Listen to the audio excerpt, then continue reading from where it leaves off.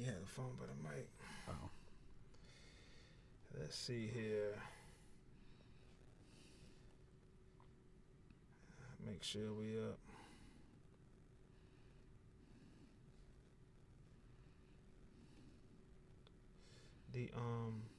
So YouTube took our the brawl video off. Really? They took it off. Yeah, they took the brawl video off, and they had suspended us for a week. They were like, we're gonna all the videos for a week. Like, yeah, you won't be able to live stream, you won't be able to upload, you won't be able to do anything for 2 weeks. Actually, it was, and we're gonna take this video down, and blah blah blah blah blah blah. And they last time they did it, it was a warning, it was a strike. It was for that it was for a video when a football player was beating up his girlfriend, and we posted it and was talking about it, and because they don't want you to post like violence and stuff, so that was the strike. Oh, so, I thought it was the one where the doctor was like getting head or something from the patients. It could have been that. It was one of them. I think it was that because it was okay. It really took off. Like it was. Yeah. We're on and fire. So, but whenever I contested it last time, nothing happened. But this time, I contested it, and they were like, "Yeah, you're right. So we'll let this go." So what was the issue with it? Showing violence. They were saying that the brawl was violence, and I think what happens is they just pick up on keywords: brawl, fight, violent, whatever the case is, and they'll just automatically flag it. But the brawl was like legitimately streaming on every. That's what I said. So that was a part of my thing. I said, "Hey, this thing is like crazy viral. Everybody has it on their channel. It's everywhere." Yeah, what do you want us to do? It's literally the news. And I didn't. And we didn't like add we didn't put the most aggressive parts in there. Like the guy hitting the grandma with the chair, that wasn't on there. So I was like, I don't know what you want us to do. So. That's wild then, yeah, because we fought the system and won. Hey, how about that? Victory is ours. Victory. That's crazy. Victory shall be mine. Because I'm like, that was literally everywhere. Yeah. Like. Yeah, but being that they took it down for like 2 days, I think it was. Yeah. 2 to 3 days, it lost momentum, so it didn't really even do well on YouTube. Yeah. So Okay. The damage was already done. Yeah. But at least we get to like go live tonight. Yeah, exactly. You know? So. There's always light at the end of the tunnel. Oh, that's crazy. Yeah. Ebony's in the house already. Already? Good evening, Ebony. She's always on time. She's an on-time person. Ebony, you got to make sure you get in here, man. You never got back to me on your... I was going to say, did you actually invite her or just... I did. I told her you did? in the studio. Oh, okay. But no dates were discussed. Or were they? I don't discuss dates. Not those kind of dates. Just let them happen. If you want to go out, you will. Oh, that's funny. Yeah. Wood was the only person who just kind of bum rushed us. Who's that? Wood. Oh yeah, Wood. like he basically made his own appearance. Hey, I'm coming on today. I don't care what y'all got going on. I'm coming on today. Coming on. Talking about the Cowboys. You can't stop. We're talking about the Cowboys. All right, Wood. Why would anyone want to talk about the Cowboys? I don't know if there's a more tired storyline anywhere in sports than just. I hate that national sports programs just feel the need to talk about the Cowboys every single day. Just something. Jerry said that they should go to the Super Bowl this year. Well, what the fuck is he supposed to say? Yeah. Why are you mad at Jerry saying that? We got another 7-10 season for you guys. You know the 17th game screws everything up like that. Yeah. You're like for years and years and years, it's like we're 12-4 or whatever, you know. Nobody talks about the records either. Like individual records, they're gonna be boosted because of that. That's true too. Nobody really talks about that. Yeah. Well, I mean, you already kind of went through that cycle though, because it used to be like when OJ set the original 2,000-yard season, it was a 14-game season. So there was already like a transition from 14 to 16. Yeah. That we, got over. Well, nobody cares about running backs' records. Unfortunately. Don't care about paying them or their records. Tough times for running backs. And also, who remembers OJ for 2,000 rushing yards anyhow? I do. We remember him for... I actually, my fondest memories of OJ Simpson are honestly USC highlights. For real? Oh gosh, yeah. Mine is he gets the paraphernalia stolen, and then he goes back and steals it and gets arrested for that. That's my fondest, baby, because that's the wildest thing. Yeah. That's one of the wildest things I've ever heard. Yeah. You get arrested for stealing your own shit. But yeah, you already committed to murder and got away with it. So, That's, I don't know. If you're a karma guy, that's probably where that's coming from. Yeah, maybe. But now his USC highlights were awesome. Yeah. Oh yeah, he was poetry in motion running. I gotta go back, man. I'm a USC wise. I'm a Reggie Bush highlight type of guy. Oh yeah. But I haven't seen OJ, so I'm not gonna He was like a long strider sprinter, like with like fluid change of direction. It was almost artistic to watch him run. Sounds like a Gale Sayers. He was a long strider guy. Yeah. Not Not quite as like herky jerky as Gale Sayers was, but yeah, just really graceful. Yeah, I'm gonna check that out, man. Yeah. All right. Well, you guys are back on the Bench Podcast with Bubba and Pink, home of sports, music, and mayhem. Just trying something a little different every time, man. A little break from the music scene in the beginning, top of the show. Yeah. All right. Those guys don't appreciate it anyhow. So why not hear us talk some more? Why not? I like to hear us talk. Yeah, man. And On the Bench Podcast is available on all, and I do mean all, podcast streaming platforms, including here on YouTube. Please like, share, subscribe, all of that good stuff. When you're watching, you can comment just like Ebony, and usually Coach will come in here and comment and all of that good stuff. So that's good, man. Comments are welcome. We know that you're alive. Yeah, man. And you can argue with us. We're always down to argue. Yeah, man. You may not win. You won't win, but it's always good. It's always good. If you want to take an L, go ahead. And today, of course, we're talking all trending topics in sports, music, and entertainment, as always. And we got some James Harden talk, Philadelphia 76ers. We got Michael Oher and the old Blindside movie. That is hidden on all news cycles and social media. Apparently, he got blindsided. We're gonna until the NFL season, which is underway really soon here. We're going to be taking on some divisions and talking about different teams, the best storylines, and all of that good stuff. Today we're on the east side. Shout out to the east side, AFC East and NFC East. So we'll get some of that in. There's a lot of changes going on in those divisions. Also, college football is right under the way, and you got the biggest Florida Gator fan in the house and the biggest Florida State fan in the house, a Florida State alum. On top of that.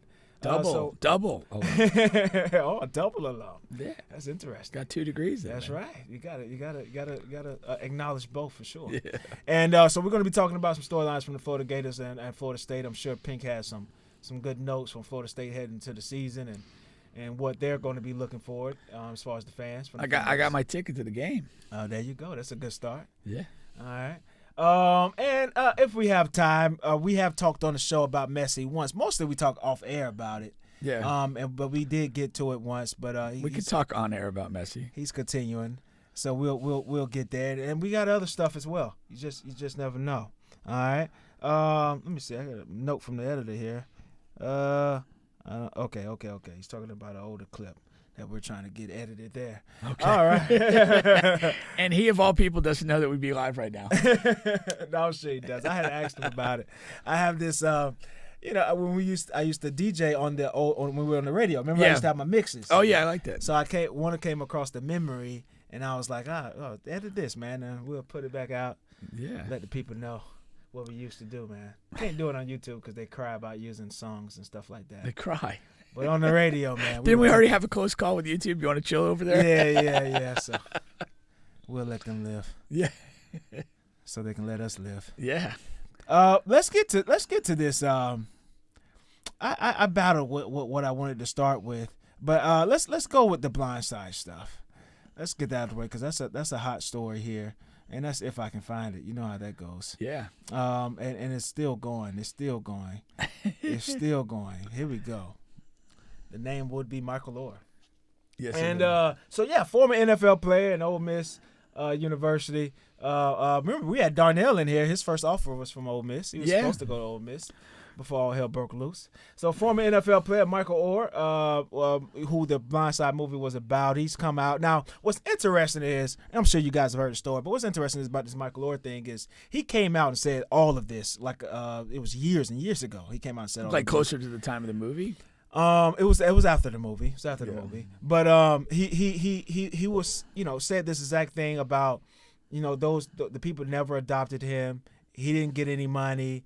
And they really took advantage of him. But I think at that time, I don't know why he's taken off now and not. Well, he's filed a suit. Okay, so that's the difference. Yeah, so he's filed a suit to somehow, I guess, lift the conservatory or whatever they have. So my loose understanding of this is that instead of an adoption, when he was in high school, he was actually the age of 18. And what they did was, instead of an adoption, they did a conservatorship, which basically kind of gave them the equivalent of, I guess, power of attorney for him and his affairs. Now, they ostensibly told him that because he was 18, this is what they had to do, and they couldn't adopt him, which the context of the story I'm reading, I think you can adopt somebody beyond the age of 18. And but I don't know, and again, I'm not sure what he's suing for. Is there some money that was, gone missing, or some opportunities that were, he was precluded from pursuing because of them that would, result in some damage? Or was there something that maybe with some residuals on the movie that he should or would be entitled to, but for the conservatorship? So I'm not really sure what the legal basis of this is. And I also am puzzled by the timing. Because as you just said, he said a lot of this stuff before. Why now is it time to take some sort of legal action? In the news and in social media, you hear a lot of sides. And one of the sides is he must be broke now. He's an NFL player who... It's the easiest assumption. Right. And now he's trying to. But regardless of his financial status, if he's owed some money, he's owed some money. Right? And if this is the way to get it, and if he felt like the time is now, the time is now. Now, what brought to mind this, I couldn't help but to think about something when I heard this story, especially when it got recycled this time. So of course I graduated from Winter Park High School. All right. Now, when I left Winter Park, I still was a part of the basketball program. Sometimes Orlando Sentinel would utilize me because of the relationship I had, and also wrote for the school newspaper, right? And I guess some people read it at Orlando Sentinel. So they would utilize me, and I would interview Austin. I would come back home from college, and I would interview Austin several times, things like that, and get it in the paper. Now, we know that the Rivers would adopt kids, and this is the thing.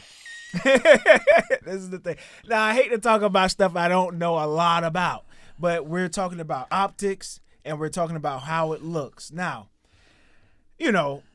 when well-off families, or people just, it don't have to be well-off. Some people just adopt kids who are from, who are from unfortunate, or what's the word I'm looking for? Poor places. Just bad circumstances. Yeah, bad circumstances, poor places, whatever the case may be, they get adopted and they help these kids out. But just like, the Rivers, it just, oddly enough, every person they would adopt either had a 40-inch vertical leap or 6'8" or whatever. And so, what did you see Winter Park 10 years later, the documentary? Yeah, I did. The funniest line in the whole thing is current Haggerty basketball coach Josh Cohn goes, "Yeah, nobody's adopting 5'8" trumpet players."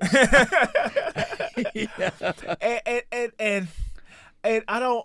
Here goes the thing. I mean, there's the 6'8" guys and the 40-inch vertical leap guys that come from bad circumstances. They have to get hopefully they get help as well, right? And these well-off families, they rich people look for return on investment, ROIs. It's like they have that shit tattooed on the refrigerator. You understand? Like that's what they look for, and we can't be mad because I can't be mad. I'm not rich, so who am I to fucking determine who these people should adopt and who they shouldn't adopt? And if they're really helping somebody or they're helping themselves. The actual answer may be, they're helping each other. It's mutually beneficial. It's mutually beneficial. That's Well, what if you, may be. I mean, I don't know all the particulars, but you know, Adam Jones is the guy we're talking about with the Rivers, and he There's came. a couple of them. There's a couple, but yeah. but Adam came to Winter Park and played alongside Austin, you know, in their title team and all that. Yeah. You know, but those two guys were playing AAU before. I mean, there was like a relationship there. I'm sure, you know, if you've been involved in AAU or travel sports or whatever, like, you know, like, everybody kind of helps each other. Yeah. You know, every parent can't be at every practice, game, or tournament. And so it's like, hey, you know, can you take my kid with you and, you know, look out for him while you guys go to wherever?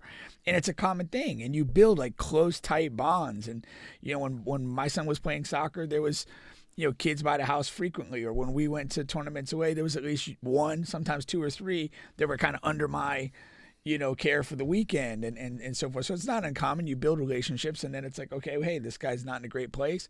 You know, if we take him in, they can play high school together. It's appealing, you know.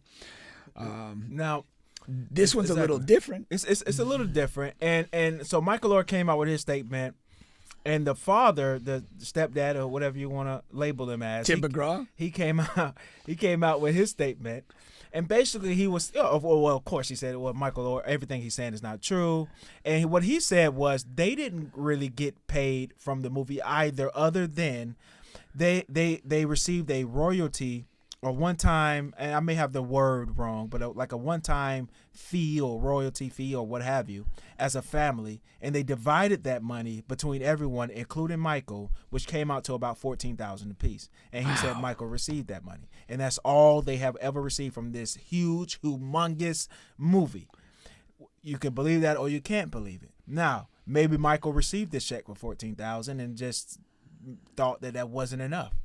And I you know, what do I know? But this movie is a major movie. You would have to think like these guys would have made a lot more than that. Well, I mean, what is your deal?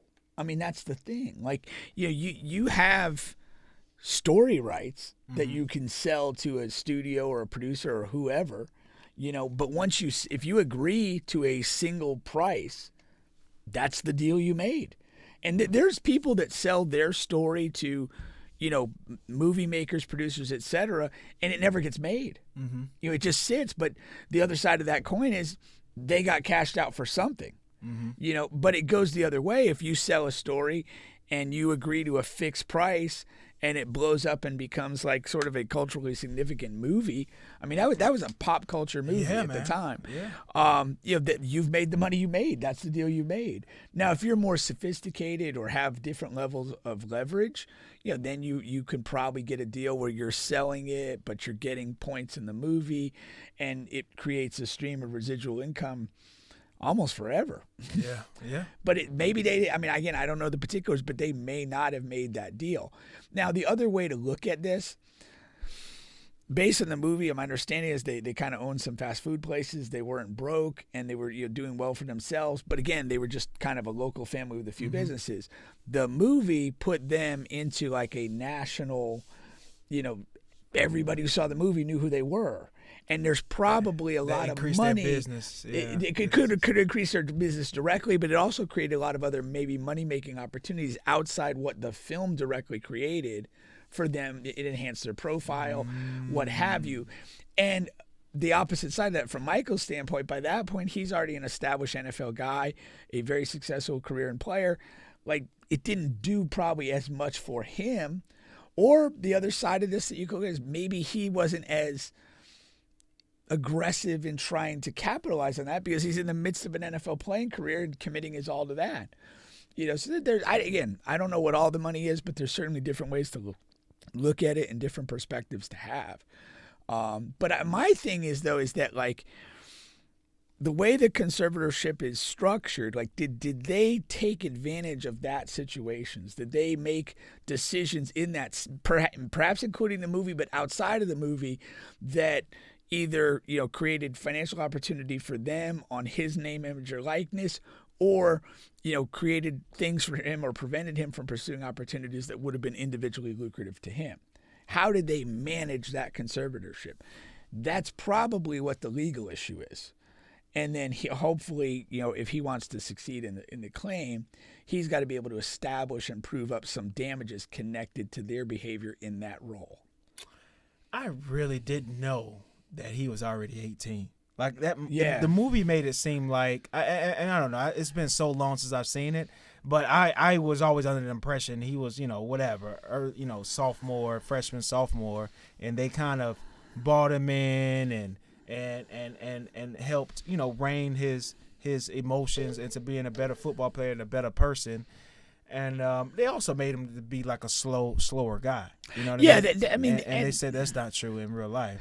No, yeah, in real life, again, yeah. I mean, he's probably more intelligent. I mean, that kid in the movie almost appeared to have a learning disability. Yeah.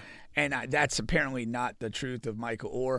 And then the other thing you gotta realize too is that, somebody who's that big and that athletic, like you're not teaching them how to play football like that.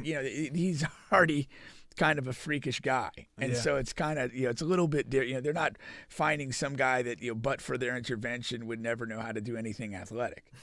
And so that's certainly an overstatement. But here, another thing that perhaps that might have played into this that isn't well represented in the movie is the relationship probably occurred over a longer period of time. Like, he might have been a freshman or sophomore when they first encountered him, but I don't think they jumped right to, hey, we want to adopt you, like 30 days later. I mean, they might have kind of started helping him out here, there, or whatever, and he gradually starts to maybe spend more time at their house, and then you kind of reach a decision that, like, hey, let's do something to make this official. Right. And that, you can't necessarily portray that in a 2-hour movie. No, you can't.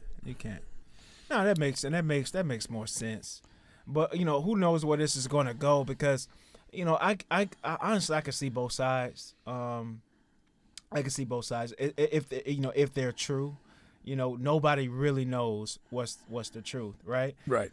Until we actually find out. But some of these things can definitely be determined and found out. Like whether he was adopted or not, like that's something you can literally find out. Well, apparently that is conclusive. I mean, like, you have court documents that establish a conservatorship, not an adoption. So that's kind of not an issue per se. Yeah. It's really, was he duped into this, or did they, to what extent did they take some sort of financial advantage over him through that, conservatorship vehicle?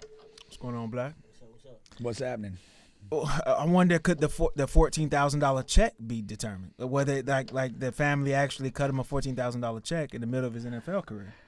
Yeah, I mean, if a physical check was cut, it could be proven. Yeah. There's a canceled check somewhere in a computer. That's not. Unless they slid him cash. I mean, if it was any sort of, paper trail.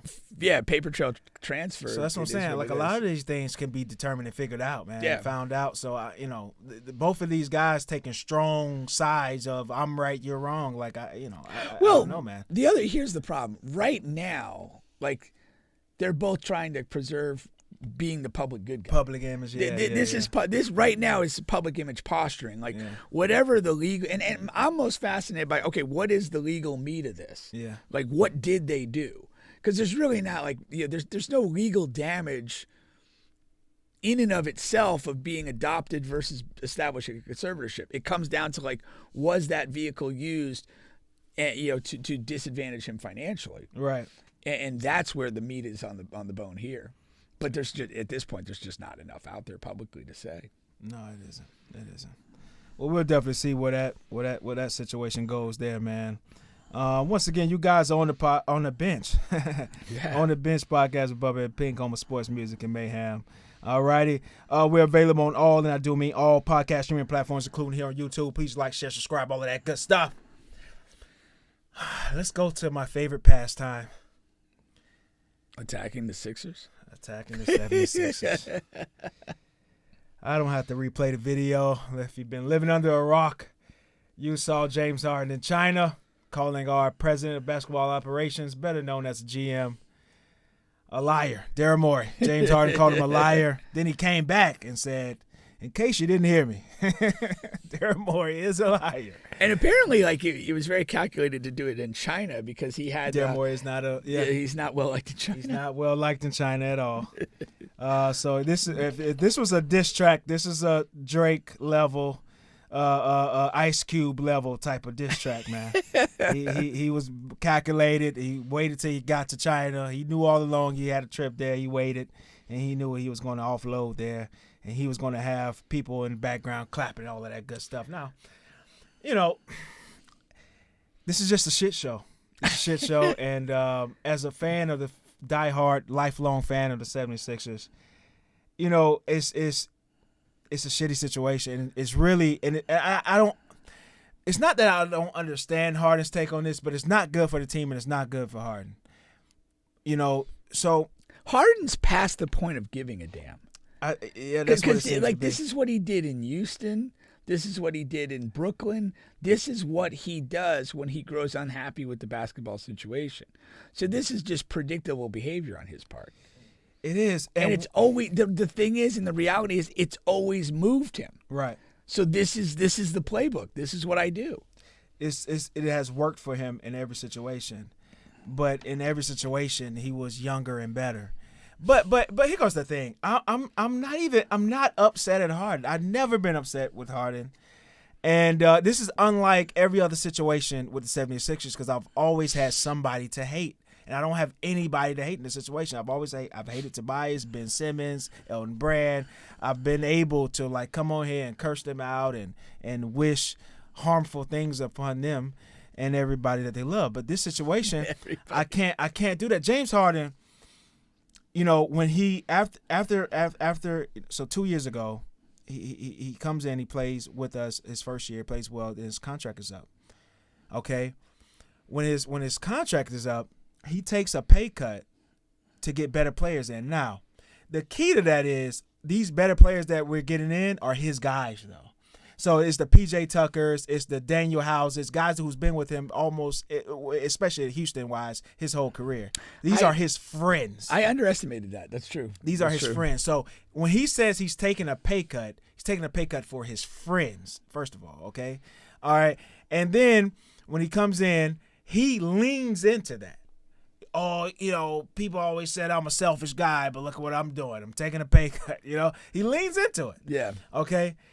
And maybe there was a under-the-table handshake like, hey, we got you next year. You helped us this year. We was able in this loophole contract thing to get, you know, some good players, 2 good players in here because you took a pay cut. When your time is up next year on this player op, we're going to take care of you and give you the max. Maybe that was unspoken under the table. The second thing, the reason why James Harden could be upset is maybe Daryl told him, okay, if you opt in this year, I'm talking about 2023 now, fast forward it, I will trade you in this offseason. Maybe that's the thing. And I'm talking about with Daryl Morey being a liar. Those are the two things. Either there was an under-the-table handshake agreement, you want to get a max contract after 2022 season, or 2023 offseason, I'm going to trade you if you opt in. Because once he takes that pay cut and he plays through this 2022 season, right, once he does that, no matter how he plays, well or bad, and it was mixed feelings, to be honest, he has a decision to make that offseason whether he wants to opt into the contract or opt out. So if he's mad and he's upset, if he comes in the office and Daryl Morey says, hey, man, I can't give you a max. I just can't do it. Well, you know, I know we're friends, we buds, but I can't do it. If he's mad at that, he still has this option. He can opt out and go anywhere he want to go. Yeah. I'm mad. Daryl Morey lied. He's not going to give me a max. Okay, well, let me go somewhere. You know what he did? You know what happened with that? He took about 2 weeks, him and his agent, and he serviced the league. And nobody wanted him for a max contract. Right. Nobody. Right. Not a soul. Right? And who would? Right. No, it's bad basketball business. I've said this over and over again. To pay these mid-30s superstars the amount of money that the CBA allows them to make is suicidal to your franchise. So he was forced to opt in to this $35 million contract because nobody was willing to give him 35 or more. And James is at a point in his career, you know, don't want to get all the way into it, but he's actually eligible for like close to $60 million a year on the Supermax, right? But nobody was even willing to pay him $35 million or more, or believe me, he would have been gone. You know what I mean? Yeah. So he opts into this $35 million contract this year. Daryl Morey, he says, okay, now I demand a trade. You wouldn't give me the max. It's time to go. Just trade me. Okay? There's only one team that even has interest in him is the Clippers, right? And the Clippers has these guys who they have contracts. They have these mid-level contracts that they can conjure up 3 to 4 guys to trade. But they're all like, Robert Covington and decent players, but these are not players that are going to like advance the 76ers in any way, shape, or form. Norman Powell was probably the best player in that little package bunch. But he's a role player. He's a good, okay role player. And so Daryl Morey doesn't want to do that, because if we just sit this out, say if we was just to play this out and let James Harden, whatever, show up or not show up, at the end of this 2023 season, his contract comes off the books. We have room for 2 max contracts. If you bring in the Robert Covingtons, the Norman Powells, and the other guy, I forgot his name on the top of my head, you're locked into 3 more years of just supreme averageness, and you don't have this available cap space to do whatever you need to do. Right. So I know this is what Daryl Morey is thinking. So I can't be mad at Daryl Morey, although he has created a shit show for us with certain moves and bringing James Harden in the first place. All right. But I can't be mad at James Harden either if there was an under-the-table handshake agreement, because you have to honor that. But I don't want fucking Daryl Morey to honor that. I don't care what you told him. You know what I mean? I don't care what you told him. You can't give him a max contract after what you just saw in Game 7. But this is the other side is Embiid apparently removed his Sixers stuff from his social media. Yes. And I wonder what that is. But I look at it like this, is that he could look at this situation and, Harden, Morey, whatever they've done, and he could just simply conclude, we're about to waste another year of my prime. That's exactly what's going to happen. With a team that's not able to win, whether he sits unhappy all year or not, or they make some sort of duress 30 cents on the dollar trade. He's like, I'm wasting another year of my prime. Yeah. And I don't need to do this. Yeah. I was looking at this YouTube channel, and this guy was like, whether 76ers are in the case, we're like a 17-year-old girl at the prom at the end of the night. We're screwed. It doesn't, like, either way we're getting screwed. Way to use the 17-year-old. That was an underrated detail in that little story. We're getting screwed either way, man. Yeah. And it's unfortunate, and that's just the way it's going to go. And Embiid, although I do think he was trolling, and no matter what, like he's not getting moved for another couple of years at the very least. I don't think it's ever getting moved, but that's a couple of years away. But he's going to get wasted, man. This year is just going to get wasted, and now this. But he could be the one that finally forces himself to leave. Like that. That's the thing. Yeah, but only organization's only going to let.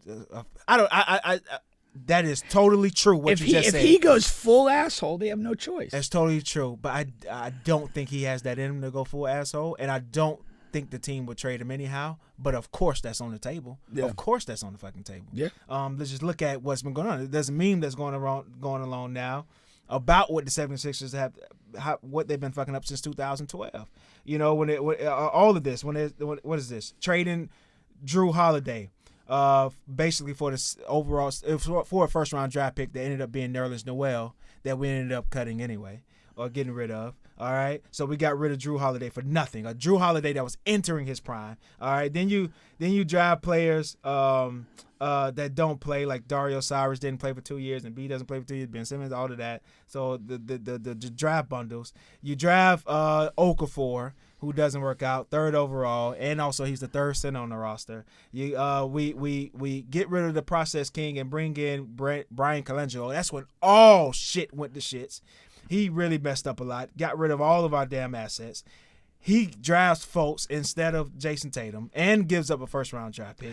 Fultz loses his shot out of the fucking thin mid-air. He was shooting well in college. Then he does a good workout with the 76ers. We draft him. We move up, pick him, draft him, and all of a sudden he just cannot shoot anymore. Okay, he can't move his arm.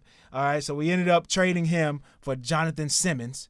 Who the fuck knows where he's at anymore? All right, from the Magic. He might be Delonte West. Orlando Magic finally fleeced somebody. And the one person Orlando Magic has ever fleeced in the history of Orlando Magic sports just happened to be the 76ers. All right, Brian Colangelo then creates a burner account. He takes a page out of KD and starts trashing all of the players on the team that he fucking put on the Brought team. in the team. And then the league finds that out, and they fire him. We get Elton Brand in, and Elton Brand continues the shit show and just does a number on what Colangelo just did. And, we all know the Jimmy Butler over Tobias and blah, blah, blah, blah, blah. But here's my question Brown, for you. all of that Here's my shit. question for you. Yeah.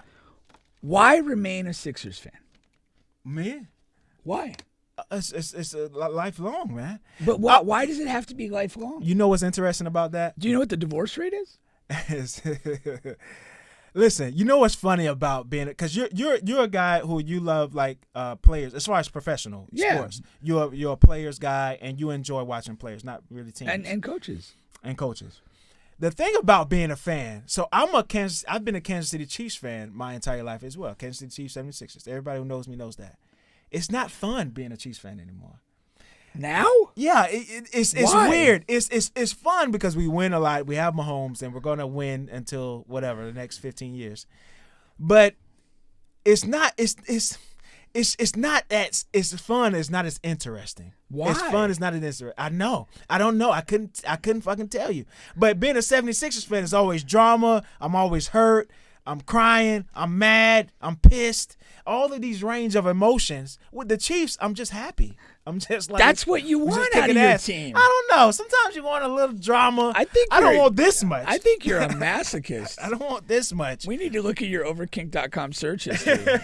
I think we'll find some interesting stuff. I think there. if you put every fan on the truth thing, I think what you think, Black? I think that'll reign to be a little true. I think every fan secretly wants a little drama. They don't want just fucking, Boston Celtics 1960s domination. I do. I think you're off base. I think that people want success for their teams. They see themselves in their teams, or they see what they want to be in their teams when they're good.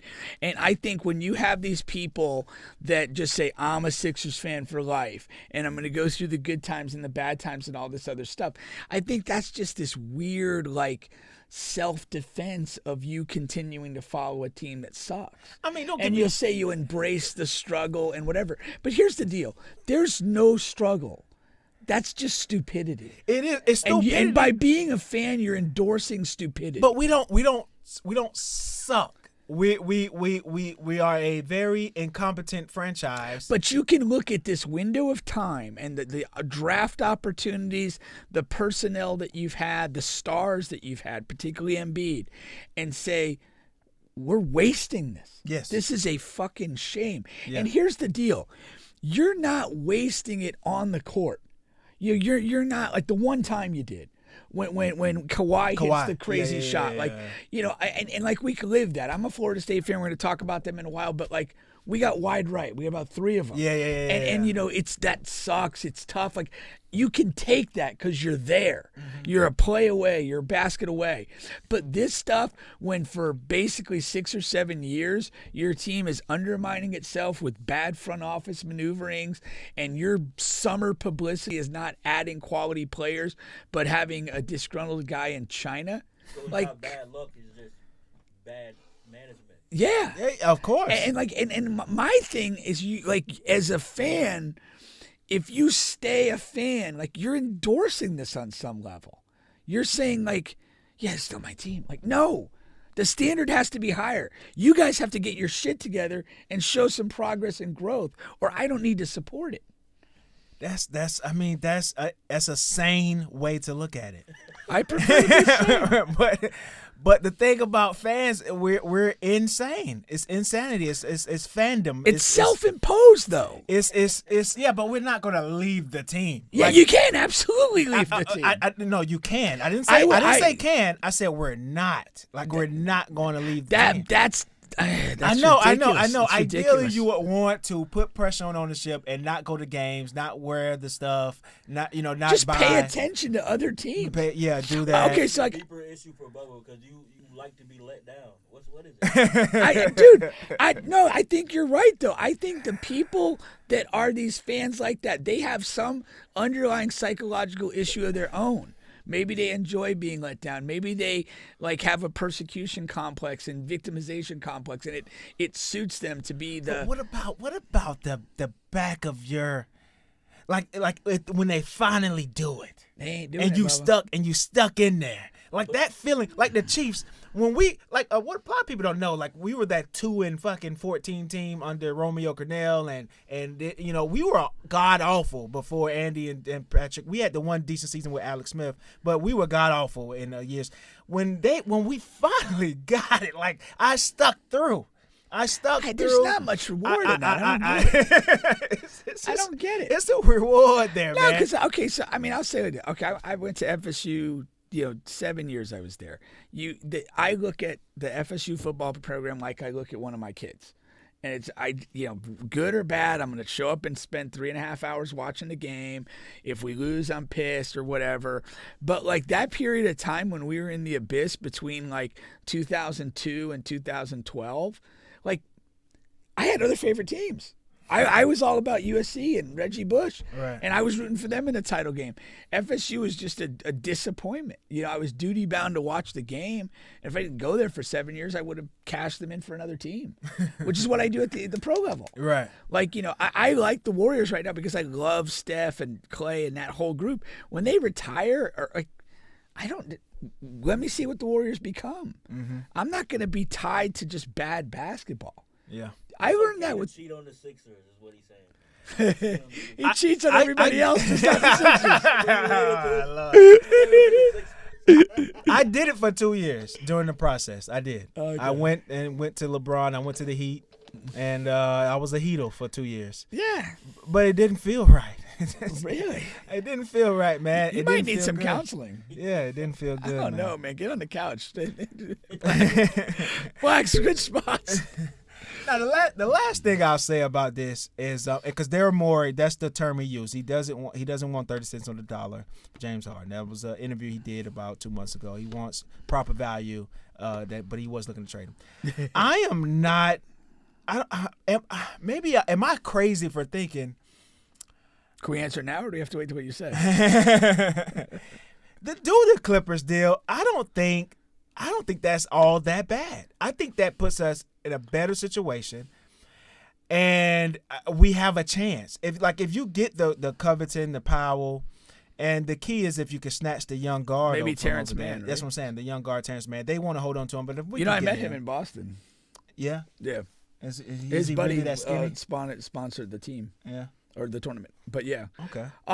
No, I think that's a great deal. If they would throw those three players, yeah, you instantly have like depth. That's what I'm saying. And you still have Embiid, and you have Maxey, and you have some things. That's fine. And you have like a clean reboot. Like all of those guys in that potential trade are good professionals and low maintenance guys. Yeah. And then you have a chance to be something. You claim you believe in Maxey so much. That move there is I have full vote of confidence in you, Maxey. Yeah. Because you saying you want to run this back with James and you want James back, that stunts Maxey's growth, number one. And number two, you have to pay Maxey after next year. He was eligible for his extension this year. Well, that might be that might be what the plan is, stunt his growth for a year. So you don't have to pay him a max. Yeah. That might be. If he blows up and plays really great. You have to be in pro sports. There are so many variables. You have to live in the moment and play in the moment, and let each season figure it out. So if you have a toxic situation with Harden now, get out of it. Get out of it now before you show up in camp, and do the best you can with what you can get. And then the next year, if you got to pay Maxey, or maybe he plays like crap and you're happy to let him go to somebody to overpay him, then make that decision when it needs to be made. Yeah. And just stop this idiocy. And stop buying in on these 30-plus dudes Like, I would literally have a team where if you're over 30, we're selling you. We're trading you. That's not the Bill Belichick thing. No, man. I'm not big on older dudes like that. Yeah, but especially in the 40 NBA. million, 40, 35. That's the key. That's the key. And that's the thing. The way the CBA is structured, those guys are entitled to the biggest contracts, much more than a guy who is, 27, 28, 25.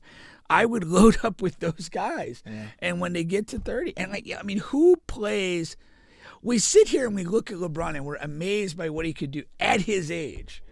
And we almost forget what the hell he did at a younger age and how inhuman that was. Yeah. That's what you want. You don't want these older dudes. dudes. He's ugly yet, too. Was that? He don't know that he's ugly yet. Too. No, James Harden.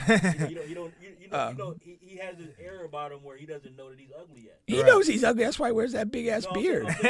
He thinks that he's MVP James. Oh, I got you. Okay. Yeah, for sure. I was following you. Yeah. Asking for 40, 50, 60 million. Yeah.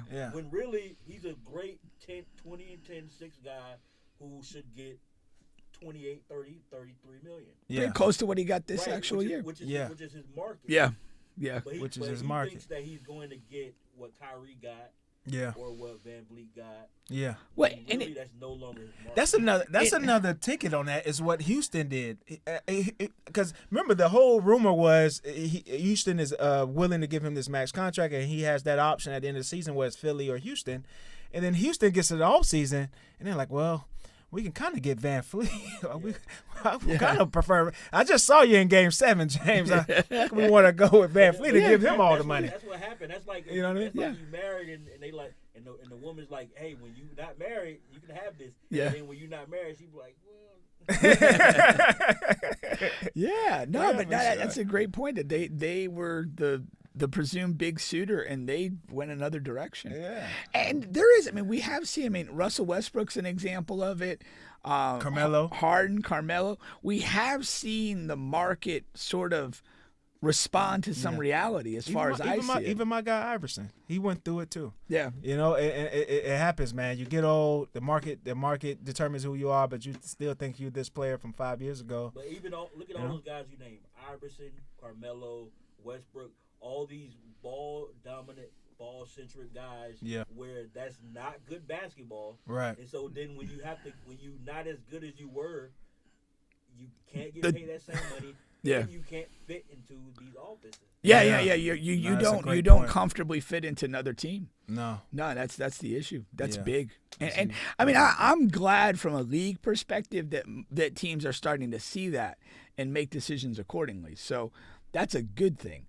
But Philadelphia's got themselves in a mess right now. And again, when you're in a mess, you got to get out of it quickly. Pull a Band-Aid and go. Yeah. Chuck says I have a how do you call it? How do you pronounce Stockholm syndrome? Stockholm syndrome. Yeah. Yeah. Stockholm. I promise I went to school. I just certain words get me, man. You just didn't go into Europe. Yeah.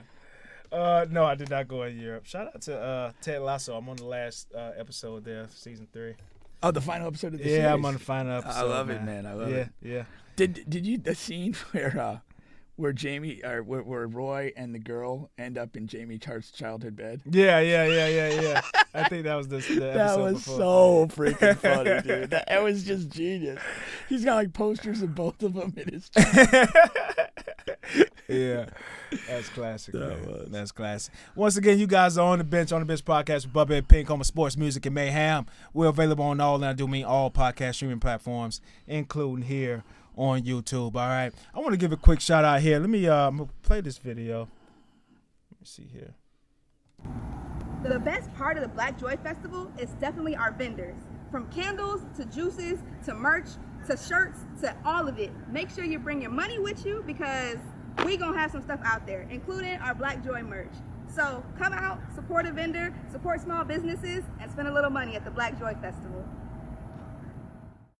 That was pretty direct. It was. Bring your money out there. Bring your money out. You're about to get fleeced. No, you're not going to get fleeced. This Saturday, Black Joy Festival. You come out there from 11 a.m. to 4 p.m. They're going to be out there. Small businesses, music artists, food, drinks, vendors. Support local businesses. Man, get out there and support the community resources as well. It's just going to be a lot of good stuff out there. Wait, at the which Black day is Joy this? Festival. That is this Saturday. This Saturday. We have the address and the park name that's up there on the screen there. My eyes are bad. What is it? I know. It is Lake. My eyes are bad too. You're testing me here. But it is the Lake Lorna Dune. Lake Lorna Dune. We know what Lake Lorna Dune is at. Right over there in Orlando off Church Street. And it is from 11 a.m. to 4 once again. All right, you guys go out there. I'm going to be out there supporting. So you guys come out there, spend a few dollars, get some good food. Bring it. Don't come without money. that came through loud and clear. There's no joy with no money. No joy with no money. That's for sure. All right, let's move along here, man. That made me feel uncomfortable. Did it? Yeah. Nah, man. I don't like people talking about my money. Do you like people talking about the Seminoles? No, I am extremely concerned. This whole thing has bothered me. What's that? Since the end of last season. So Okay. we were in the we were in the dumps, and like last year we broke through. We had a 10-3 season, and I mean, then like immediately after the season, there was all this talk of like how great we're gonna be, and how we're gonna do this and we're gonna do that, and yeah, we got Heisman contenders, we got this and we got that. I hate it. I just want to quietly go into the season and play well. That's not realistic. Yes, it is. Yes, it is. No, I mean, here's the thing. I absolutely love everything Mike Norvell's done at this point. He's been fantastic. Could not ask for more, and it hasn't been easy. I mean, a losing season the first season, a losing season the second season, 0-4 to start your second season. I mean, there's two quick stories here. You start your second season 0-4, and you don't lose the team. Mm-hmm. The team stays together. Yeah. That he will not have a better coaching moment, even if we win a title in the next couple of years, than he did holding that team together at 0-4 in year 2. That's an amazing accomplishment. It is. It reminds me though. Do you know who PJ Fleck is? He's the Minnesota coach. No. He's the Minnesota coach, charismatic guy. He had he was at one of those like Eastern Michigan type places, and his first year there they were 1-11 or 1-12, and then 2 or 3 years later they were undefeated, and then he got the Minnesota job. But he said, and it rang true to me. He goes, I coached way better when we were 1-12 or 1-11 than I did when we were undefeated. And why was that? Did he give a reason? Well, the reason is this. It's obvious. It is so hard to keep people together when you're losing. Victory has 1,000 fathers, and defeat is an orphan. That's real. That's real. And if you can somehow keep everybody working together, and not everybody's, but you keep a group together when things aren't going right, that's a special ability. It is. Because the easiest thing to do when things aren't going right is to get rid of you. Yeah. And, the only thing you got is to kind of keep people believing. And, hell, that's the best religion there is. Might be the only one I believe in. That's a special ability. And he did that. But, like, now we're at this point. I feel like we're still climbing and we're not there yet. And people are kind of acting and talking about us like we're there. That's, I guess, my biggest piece of anxiety. We got to prove it. And it starts, September 2nd or 3rd right here in Orlando against LSU. What is the expectation for Florida State this year? Well, they're preseason 8 or 9. And so the expectation would be to get in the playoff. To get in the playoff. See what happens. Realistically. Yeah. If you start in the top 10, you're close enough to it to get in the playoff. Right. That's the goal. I mean, what else are you doing? Is there real steam behind the quarterback winning the Heisman? Because It's possible if you become a playoff team. Okay. Because again, you're going to be, you're in that mix if you're in the playoff team. Now, again, bear in mind the Heisman's going to be awarded before the Final Four. Exactly. So if you get to the Final Four, which would be right about the time the you're in a Heisman's good decided, position. you're there. The way he plays, and I'm not telling you he's the best quarterback in the country. I'm not comfortable saying that. But the way he plays, he produces highlight plays. He produces crazy runs. You know, he'll do some stuff with the passing. Which is the element to the Heisman. That's what I'm saying. That's what I'm saying. Yeah. Like, he is a fun player to watch. There's a almost like fly by the seat of your pants, a little bit of Johnny Football in the way he plays. Oh yeah, as far as that goes. I definitely saw him do that against us. So. Yeah, and so that's. I mean, he had a couple crazy scrambles in that game, and so like you stack a couple of those, and you're 12-0 or whatever, and you're the number 3 team in the country. Who's got a better argument? You know. So what's a bad season for Florida State? What have you come at the end of the season? Anything below 10 games, 10 wins. Anything below 10 wins. Because we got to 10 last year. Yeah. And here's my point. Like, when I talk about we're still climbing, I mean, you build this thing to win titles. Yeah. And so you get to 10 wins. Anything less than that's a step back. Gotcha. Just literally a step back. And, you know, again, if you look at it from a progression, would I turn down a national title? Hell no. But, you know, progression would be you stay in that top 10 all year. You either get to the Final Four or you're that 5th team that everyone feels got screwed or whatever the case you want to be. That's where you need to be. If you start at 8, you want to be 8 or better at the end. Exactly. You know, that's what the standard is right now. I'm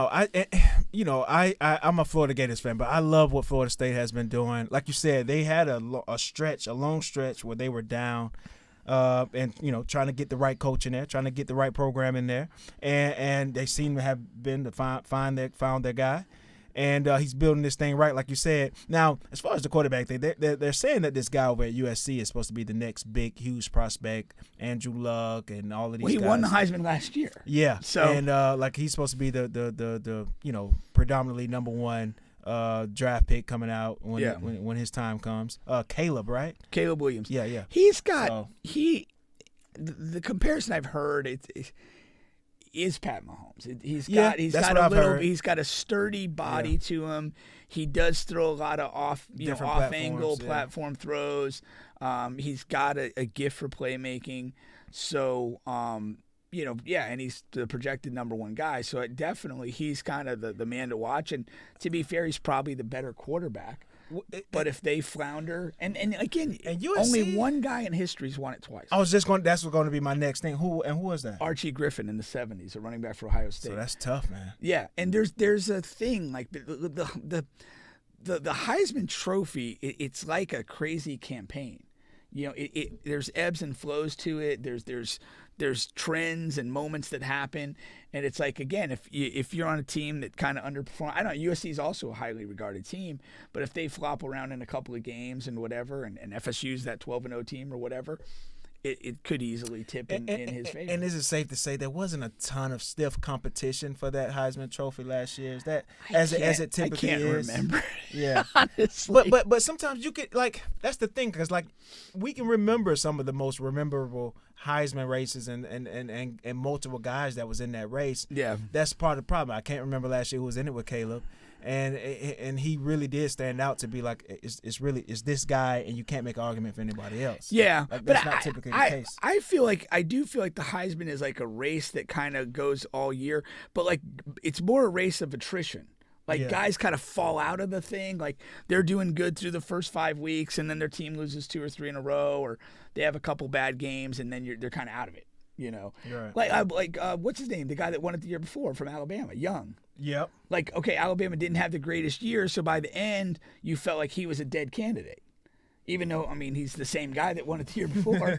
And the same thing could happen to Caleb Williams this year. Same thing, yeah. If the team's success isn't there. Now, if they have an undefeated season and you look at them out west, why not? There's no great teams out there. Sure, that probably puts him in the lead seat to do it again. But, again, you got to play the games. You can't be disappointing with that. No, that's for sure. Now, the other guy to keep an eye on, though, is Quinn Ewers at Texas. Mm.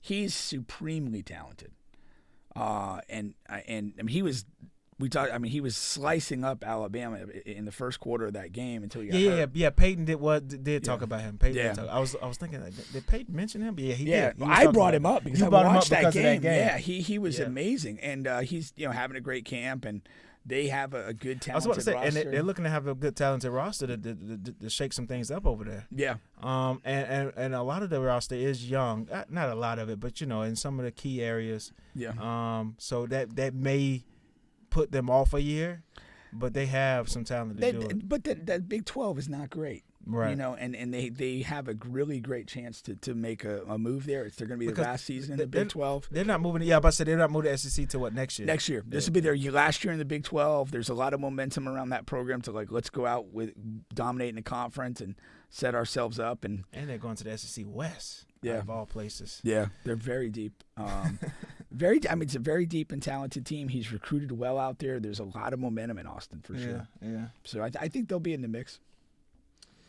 Well, and let's not overlook the 2-time defending champions, the Georgia Bulldogs. Yeah, exactly. And speaking of, because they're in SC East with the other team that we have on this other side, the Florida Gators, and I don't have as much to talk about as you did for the Seminoles because we're going to suck again this year. But there is light at the end of the tunnel because I do like what Billy Napier is doing as far as recruiting. He came into Florida with the moniker of he's really a stellar recruiter. We have to find out how good of a coach he is and if he could put a staff around him. And I think we're still wondering about that, to be honest. Yeah. But as far as the recruiting, I mean, these are some of the best recruiting classes that we've seen, especially this year coming, next year. That we've seen in a very long time, since Tebow days, actually. And it does beg the question, what is he selling?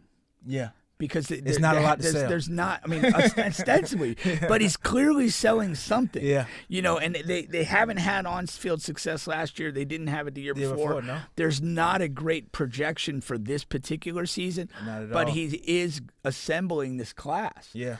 And it's interesting to see. And they even had the NIL snafu with the quarterback. Yeah, exactly. And they've kind of overcome Bounced back that. from that. Yeah. So there is something going on there. And this was something that we had at Florida State for a couple years, though.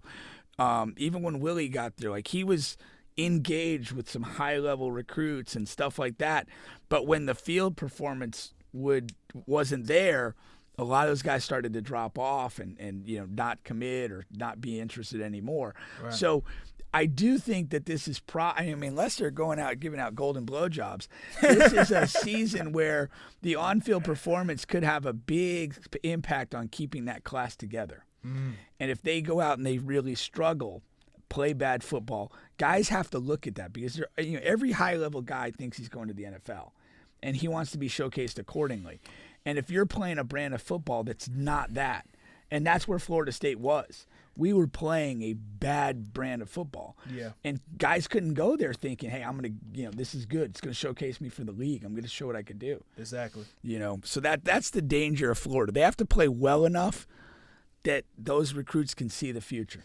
So, and I wanted to make sure I had his name right because I knew his first name, DJ. So when you're asking what is he selling, so apparently the 5-star quarterback that we have coming in next year, DJ Lagway, he's getting a lot of these guys, especially the skilled guys, offensive guys. He's selling them. He's getting them that's always that's always the college but football it hasn't recruiting. been with that. It hasn't been like that for the Florida Gators. This is the right. first time I've seen but that. the model for recruiting is you land a quarterback early in your class that's high caliber, and he actually becomes like your chief recruiter. Yeah, because he's the guy that's at all these 7-on-7s and this and that and buddying up to the receivers. And we had a situation under Willie where we had a quarterback named Sam Howell who was connected to committed to us for a long time, and he had guys that one of the guys he was very close with was George Pickens with the Steelers now, who went to Georgia, a hell of a player. But at the last minute, Howell flipped to Carolina. We didn't even get a quarterback at all that class, and then he had a good Carolina career, and he's actually, I think, might be in the mix for the starting job in Washington this year in the NFL. So that's the model. You get the high quarterback, you get an early commitment, and then he recruits for you. Exactly. But that's still teenagers recruiting teenagers. There's got to be some substance somewhere. Yeah. I don't know if they've got super great NIL stuff. I don't know. What they got lined up, but there's that's definitely a piece. I'm not discarding that, but there's got to be something else. Got to be something they're doing. I'm sure they're throwing around X amount of money. And Napier, although he came from, I believe, Louisiana, Louisiana. He was on the staff at Clemson, on the staff at Alabama, and Clemson was Clemson at their peak, and Alabama, we know what they are. So he knows what a top level program looks like. Yeah, and understands that. So there's you do hope. have that, and we're bringing out. I'm concerned. I'd much rather you guys have the Gator equivalent of Mario Cristobal at the helm of your program. Man. Talk about jackasses. That guy reeks of incompetence. I think we could smell his incompetence here in Orlando. He does, though. Like, even when he says something like that's quoted, it sounds horrible. Yeah, it sounds just dumb. Sounds dumb, horrible, and just not believable. Yeah, doesn't. I don't know. I don't know how the players can get behind something like that. I don't. Yeah, that's a huge point. I don't know how you can follow a lack of credibility. Yeah. Like how? I mean, legitimately, it's a question. Like, how do you do that? If anybody knows out there, let me know.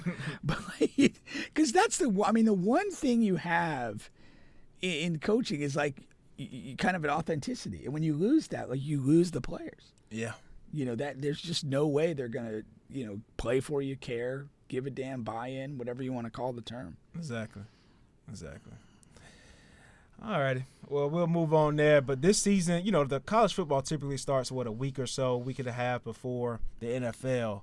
Well, yeah, you have week 0, which will be not this coming weekend, the week after. There'll be some limited games. But Labor Day weekend is when it really gets going. You have a lot of big matchups. We play LSU here in Orlando. I think you guys are playing Utah which is ranked. Utah's what, 14th, I think? Yeah. Something like that. Yeah. Well, they came into the Swamp last year, and you guys won when they were ranked. Well, we had the Indianapolis Colts starting quarterback.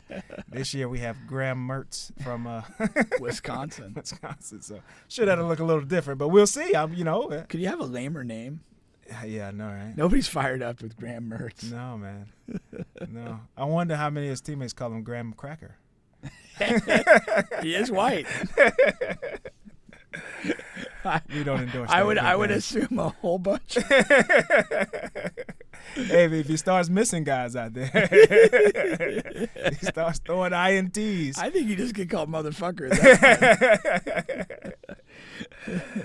We'll see, man. Did you? I sent you the Will Compton clip. Yeah. That's hilarious. I was talking about being the only white guy on the defense. Yeah. Because when the guys notice, and they're like, "Hey, Will, man, you're the only guy." Believe me, I've been aware the entire time. I've been talking. I talked trash about Anthony Richardson being drafted that high, as far as because he's a guy. He's going to be a project, and here you go. I'm thinking the Colts will let what's his name kind of float the season at least halfway. Who do they have there? I can't remember. Gardner Minshew.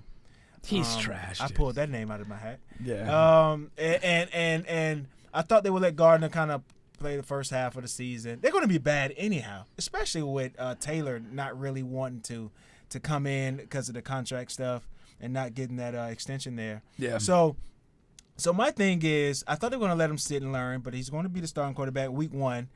And he's going to be a guy who's going to make some, just like his first preseason game. A couple of his throws were like, wow, goodness gracious. Then he throws the bad pick. He overthrows a guy here. I think this is how his majority of his whole first season is going to go. He's going to have some wow stuff, but there's going to be a lot of learning. The biggest thing is that going to be how his career goes? That's the trick. Is there better than that? Because I mean, the Florida State game last year was. I talked about it at lunch with somebody today. It summed him up. Yeah. Like in the first half, he had a couple great throws. They had a couple touchdowns. They were up in the game, and then in the third quarter, he went a stretch where he did not have a completion in like 11 passes. Yeah. But it's a one-score game. The Gators got the ball, and I was petrified in the last drive. Mm-hmm. Anything could. He could make a marvelous throw. He could break away with a back-breaking run. Like anything could happen, And unfortunately, it didn't happen against us. But yeah, but the model of being an NFL guy though is being consistent. Yeah, being consistent at a high level. Yeah, and can he find that within himself to do? That'll define his NFL fortune. Yeah, because you have to consistently hit those routine throws, man. Yeah. I hear former quarterbacks talk about that so much.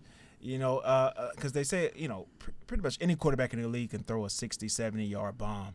But, consistently hitting those 7-yard out routes is important because you make one mistake that is going, 50 yards the other way. What's hugely telling is watching the Manning cast. Yeah. When a quarterback makes a bad throw, like there's just this, like they don't even talk about it much, but you can almost just feel this disgust through your TV. It's like, yeah, I missed that. It's just and it just speaks to the level that you're expected to perform at. All of these fires, just make that the main cast. Why do we have to go to ESPN2 for that? I know. Just fire everybody else. You're firing the wrong guys. Fired the wrong guys. What did Jalen Rose do? Goodness gracious, man. Yeah, that's true. That's true. All right. Yeah, Peyton's going to be teaching a class at Tennessee this year. For real? Yeah. I didn't know that. Yeah, it's actually going to be in-person class with him there live. Oh, that may hamper his Monday night. No, just scheduled Tuesday, Thursday class. There you go.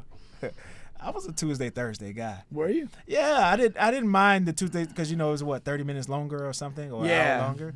I'd rather that than the Monday, Wednesday, Friday. It's an extra day. Like I have a Friday off. I was not smart enough to schedule any days off in college. Oh, I spread my classes out.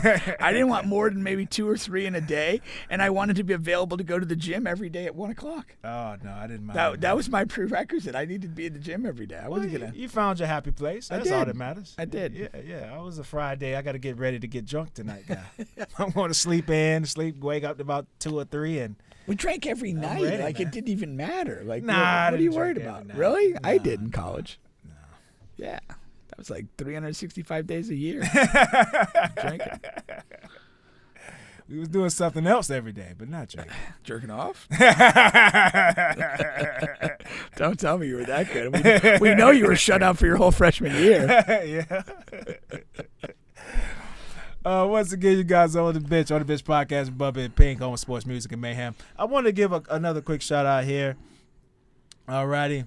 So we have a Zeus TV app. A lot of you guys may not have heard of that, but what I know is that some of you guys scroll Netflix for hours and hours, can't find anything. Hulu, come on. BET Plus, Zeus, you go over here, you're going to find some entertaining, funny content. That's what you want. That's what we're looking for these days, all right? Go to Zeus, and it's only, $5? $5 and some change a month? What are we talking about here?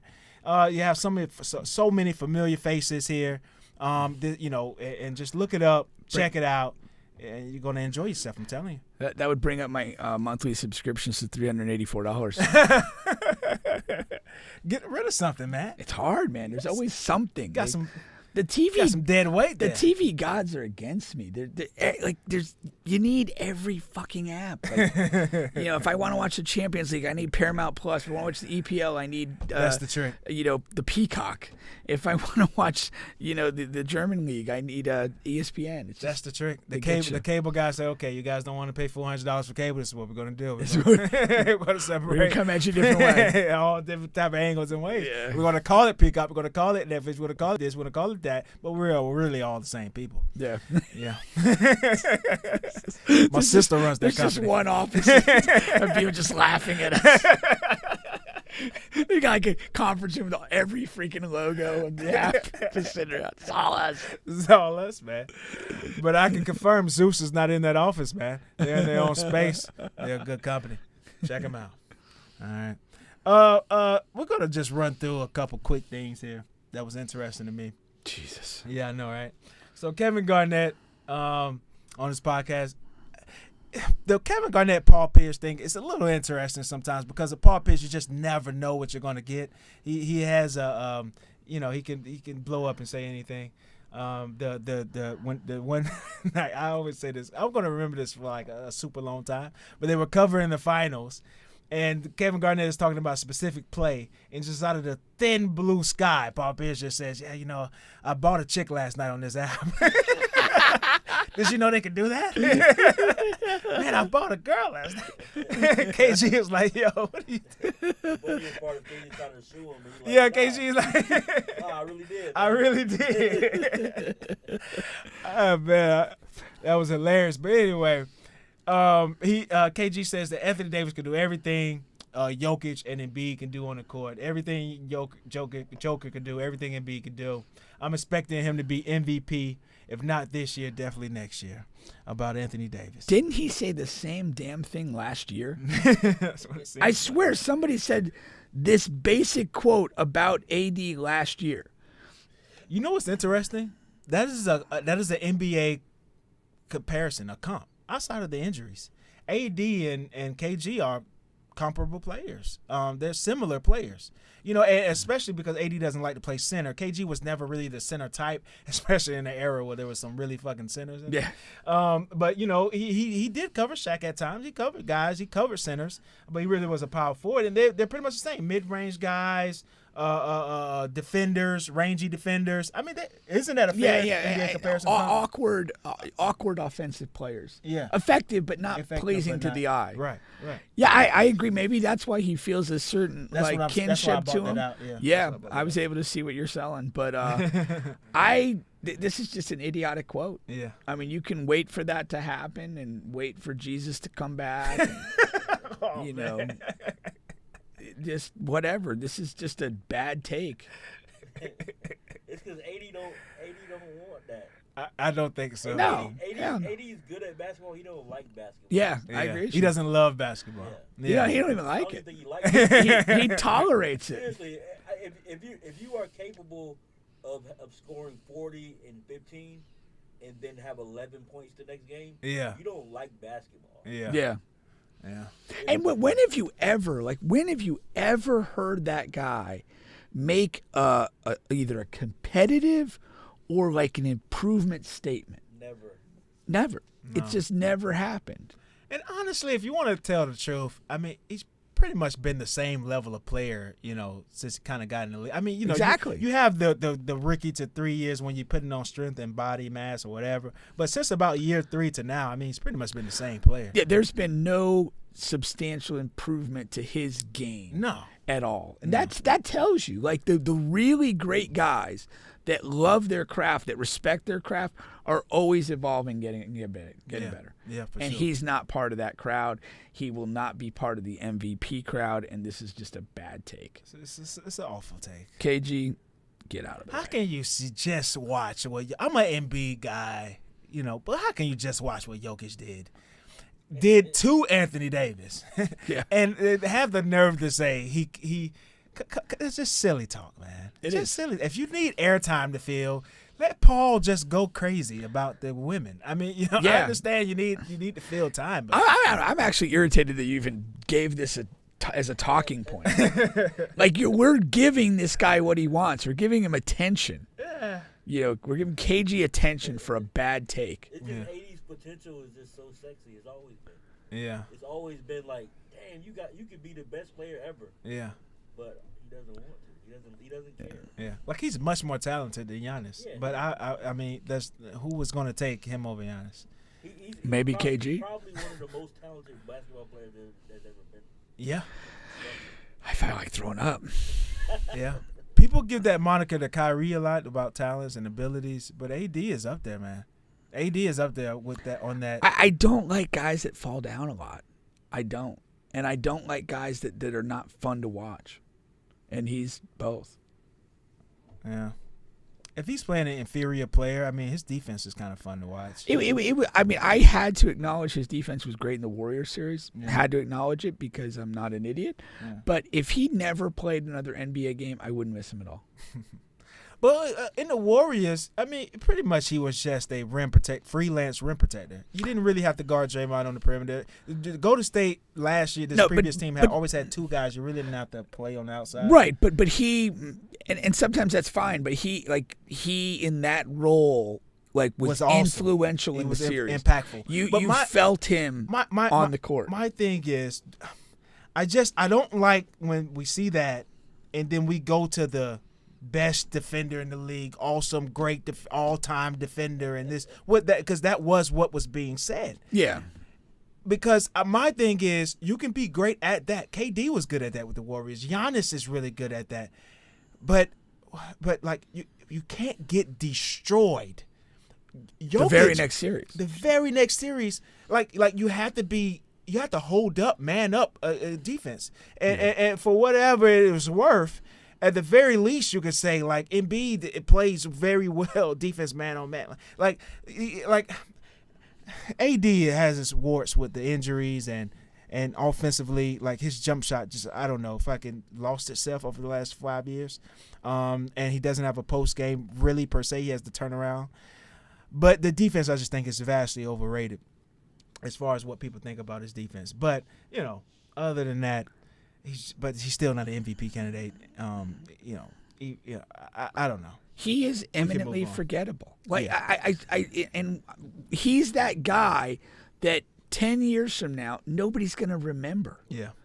Like and again, I think I sent you a clip of like Steve Francis this week. Yeah. It was like was really good. He is really good. But like nobody talks about Steve Francis. I mean, the last time he was when somebody yanked a chain off his neck at a concert. But that's like you said. You said that he's been the same. He's actually regressed because he actually used to have. He used to have back to the basket. Yeah. Now he won't even try it. Yeah. Yeah. I think because he thinks that probably adds to his injuries, like, because you know what adds to your injuries? You got to bang. You know what adds to your injuries? Being a fucking pussy. Really. Stop all the nonsense. Nah, we're gonna go to the next one here, man. The next quick thing here. We've talked about all three of these guys in separate instances. Yeah, Lil Boosie. It's jarring to see them all together. Michael Jackson, R. Kelly. We talked about all three of these guys in separate instances on the show. They're kind of Michael Jackson, not so much a mainstay, but Boosie and Kelly has been a mainstay over the last year. So Boosie comes out and he says that he angers Michael Jackson fans. The Michael Jackson fans were getting all over him because he said R. Kelly would wash Michael Jackson in the verses. And I'm here to say Boosie's not too crazy about that. It's not that crazy, man. Wash is a very strong statement. Whenever you have two great people in anything, sports, music, whatever, wash, destroyed, that's crazy. That's silly unless talk. It's Jokic and AD. Well, I don't think AD is great. So, but yeah, I got your point there. Well taken. But I do think R. Kelly would like beat Jackson. The thing about Michael Jackson, he has about 3 to 4 like songs where they're just not going to be topped like by anybody. What? That's a crazy take. You think it's more? He has more songs? No, wait. See, here's the whole Off the Wall album. That's not true. Here's my Michael thing. Fan. Michael Jackson got so weird near the end of his life that like he was irrelevant to me. He was wearing those pseudo military jackets and just doing bizarre stuff. Holding babies over rails. Yeah, couldn't kiss a damn chick to save his life. Like a lot of issues going on. But when he died and they play his music, if you asked me the day before he died, I would say exactly what you're saying. Really 4 or 5 good songs.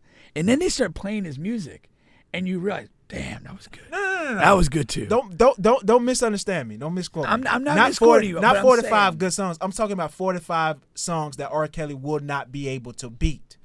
I'm talking about the gold standard songs. But if you go into a 20-song versus and you got 5 songs the other guy can't touch, that's a big lead. It's a big lead. You just got to split the rest and you win handily. But he's not going to split the rest.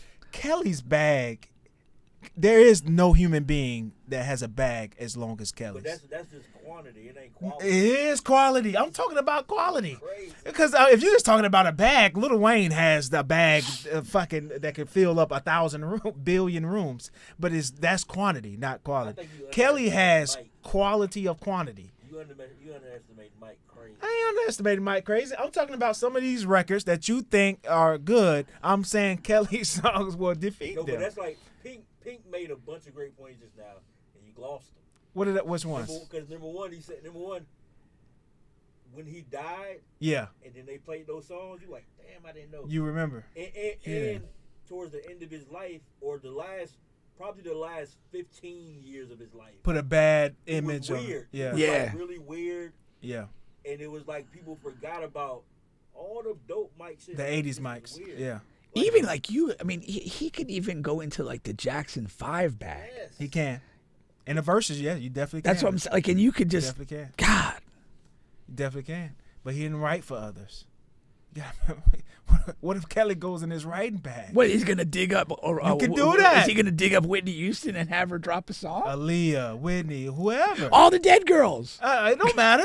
If it's a hit, it's a hit. If But you he go, can't. if you, I didn't say he had to, but if you go into the Jackson 5 bag, I'm gonna go into my writing bag. Let's do it. But we're talking of verses where he's got to perform it. But yeah. That's a little different. And if Mike was alive and they were performing it, it wouldn't be close. That's a factor. It wouldn't be close. That's a factor. That's a factor. I wouldn't say it would be close, but that's a major factor on Michael's side. You have to factor in all those things. I know you do. Performance, the You nostalgia. do. Performance does matter in the Especially verses. if they start doing them like in the arena. So if they in the arena, Yeah.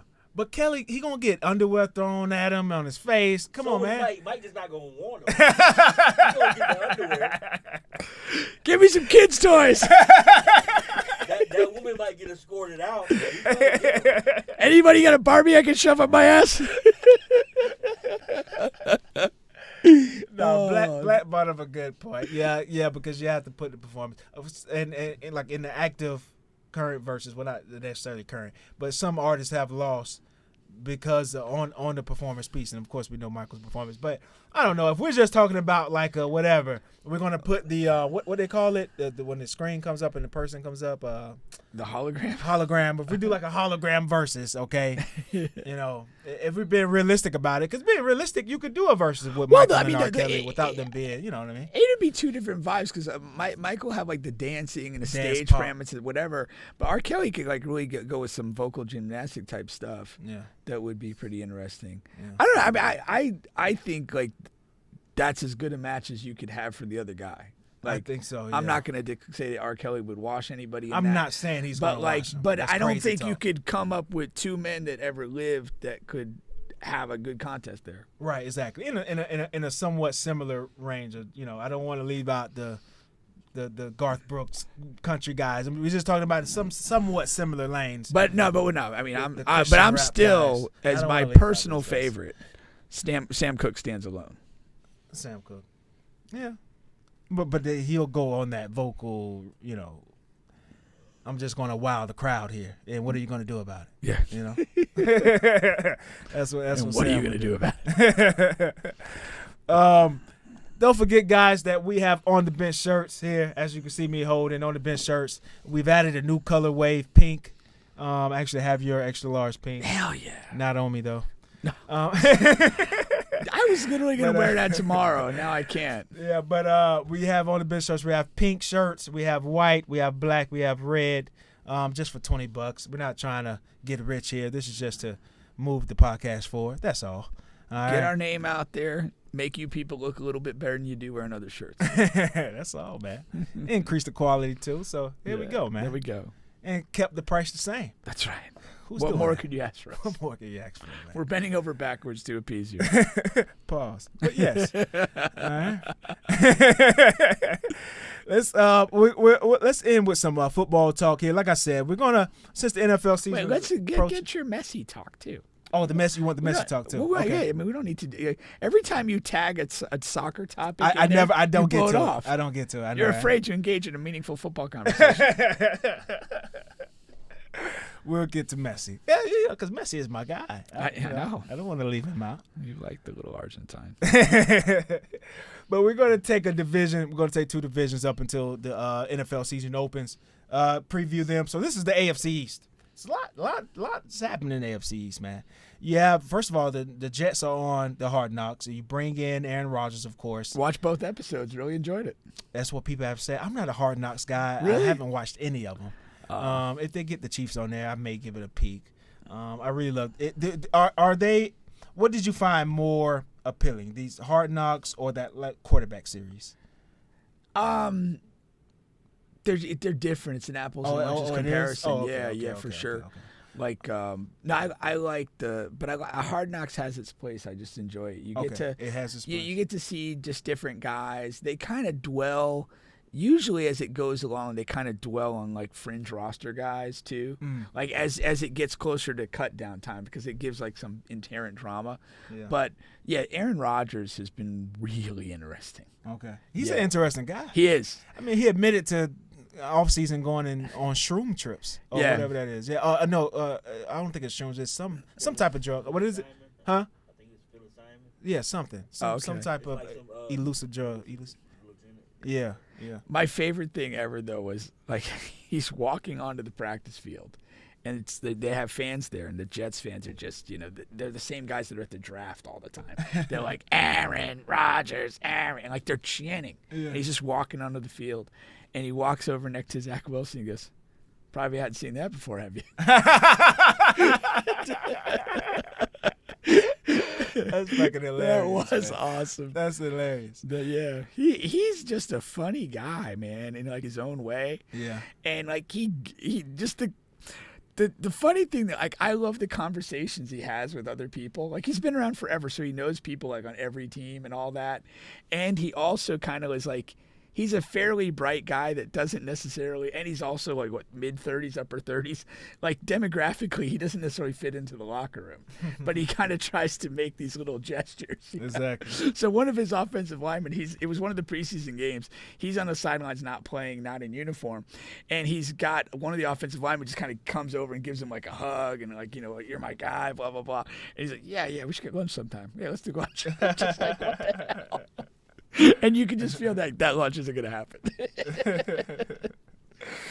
But yeah, so they have that Hard Knocks going on, and of course, like you said, Aaron Rodgers coming over. He brought a couple familiar faces over from Green Bay, and then so right now their biggest issue is this offensive line thing. So you have the coach coming out the other day, and they showed the little Hard Knocks piece where he's getting on his offensive lineman.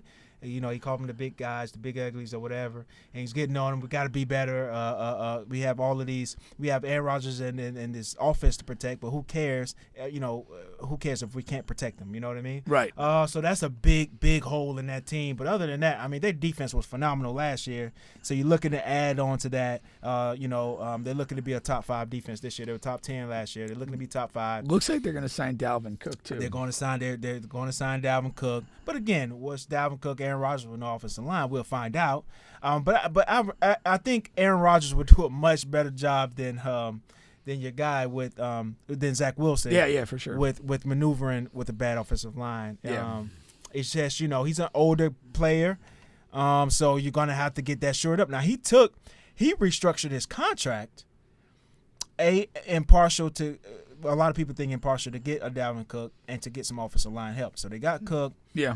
And we'll see if they can get some offensive line help or if that thing will improve there. Now, all right, so that's the Jets. Now, these other teams, they're intriguing to me, man, because this is a tough division.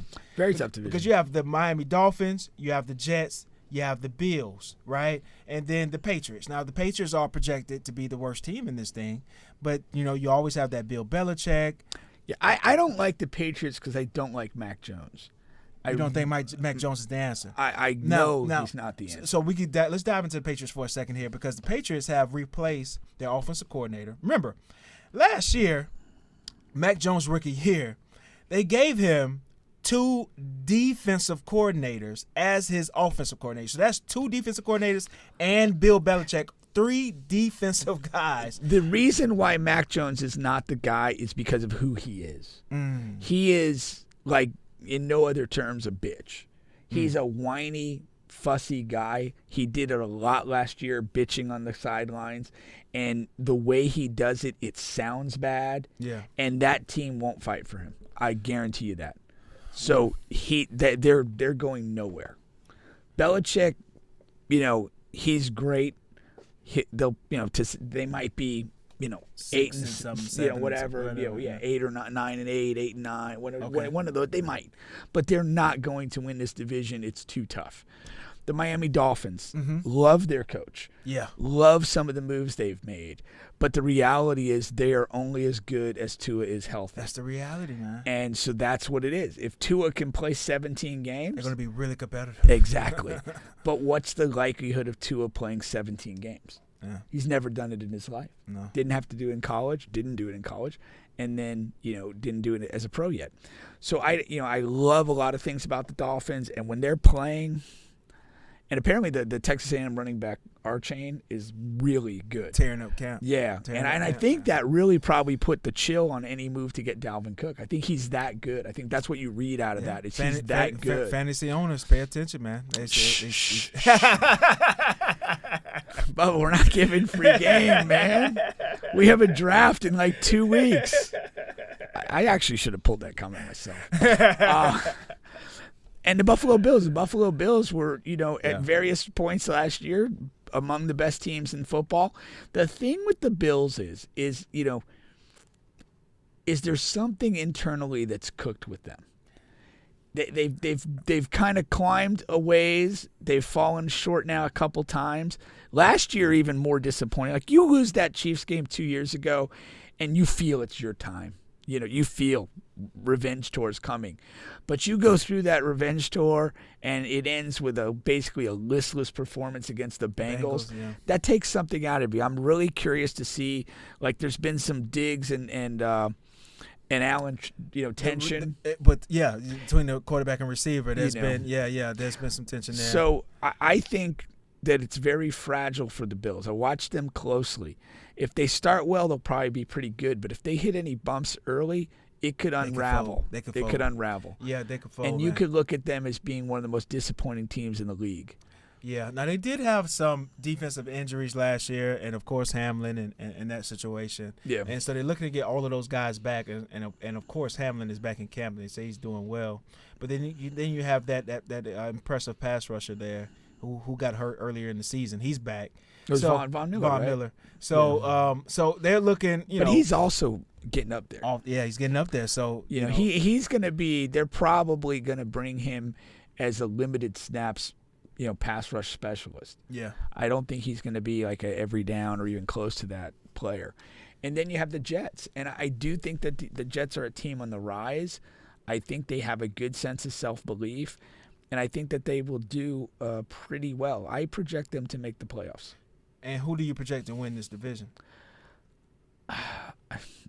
That's a crapshoot, man. Because there's again that the Jet offensive line, and they haven't been a winning team. Mm-hmm. The Dolphins are contingent on Tua, and then the Bills. There's just this uneasy sense that that maybe they're a little frayed at the edges. Not unlike Seattle was after the interception, the Malcolm Butler play. They were never the same after that. They were never the same, but it went all to shits after that. Yeah. I don't see the Bills, getting that far. But this year is very important for them. Yeah. And it's tough because the AFC is so loaded. It's tough to have a friend, like a year so important in such a competitive year. Yeah. And it's unfortunate, but it's still, results, it has to be there. And heads will roll. Of course, not Josh Allen's, but either the coach or this the receiver D is going to have to go. There's going to be some movement if they don't get it done this year. Yeah. But I'm not, it just gun to my head, I'm going to take the Dolphins to win the division. Yeah. Yeah. Mike McDaniel, man. I know. The boy genius. It's tough, man, but I have to go with the Bills. I have to stick with the Bills. I don't feel great about it. Team loyalty. I'm not loyal to anything. I just you just said you are to the Chiefs. No, to the Chiefs of 76. I'm not loyal to the Bills for any reason. If I ever have to leave the Chiefs, I'm never going to the Bills. I can tell you that much. If the Chiefs won't have me anymore. If they won't have me. If I pull up to the Chiefs and all my shit's out of the curb. Which I'm driving the bus, so if I ain't on the bus, nobody going anywhere.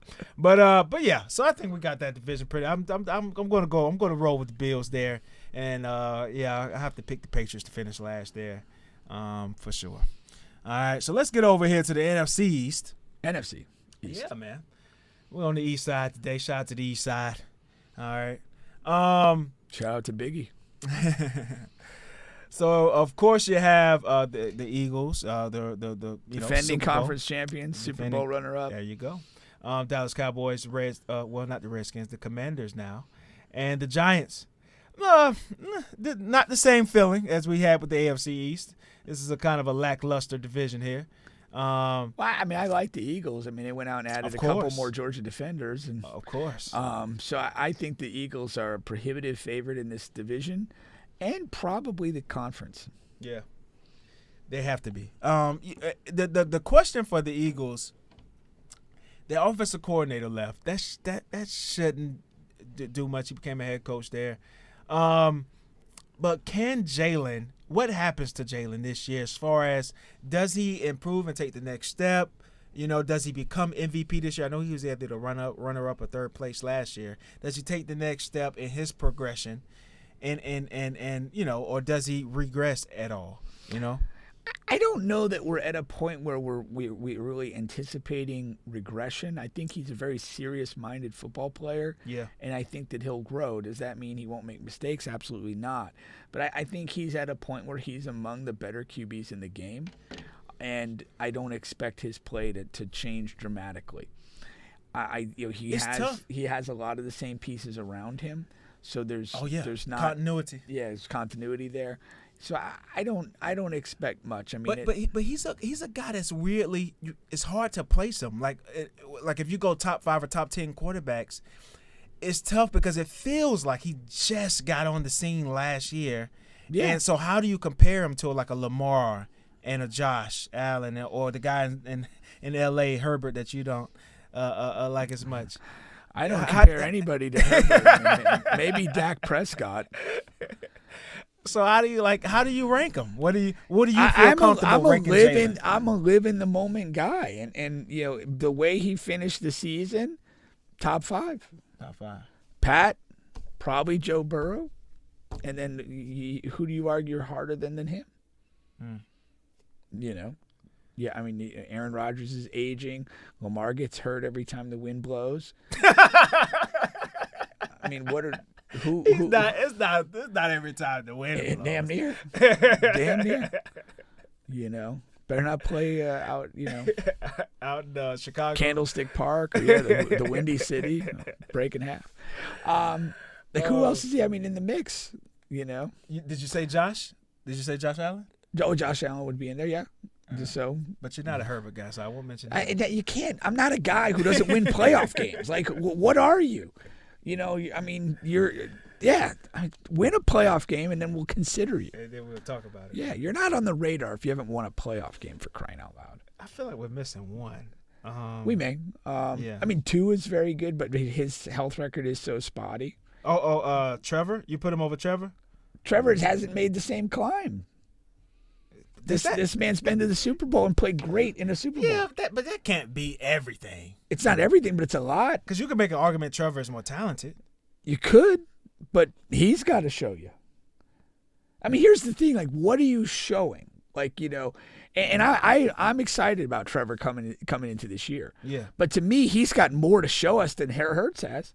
Hurts ran the gauntlet. He got to the Super Bowl, and he played great in the Super Bowl. And he's in a vastly inferior conference. Like the NFC is like, you know, you got to give Trevor a little bit extra because he's playing in such a competitive conference. Okay, Trevor, he had a very bad year with Urban Meyer as idiot coach, and then he got a real NFL coach, and he showed progress. But he literally lay off Urban a little bit. Screw him, screw him like that little teenage girl in his bar would. But don't forget last year, you know, Lawrence lost the game against Philadelphia with a run of turnovers. Yeah, I think he had 5 total turnovers in that game. Yeah, you know, again, he's like. Hurts has shown us more. That's the reality. That's the reality, right? Than he is. I mean, we may go to this next season and we may feel differently, but that's the thing about evaluating this stuff. You got to regard it as, you know, where are we right now? Now going on to the Commanders, of course they get a new offensive coordinator in Eric Bieniemy.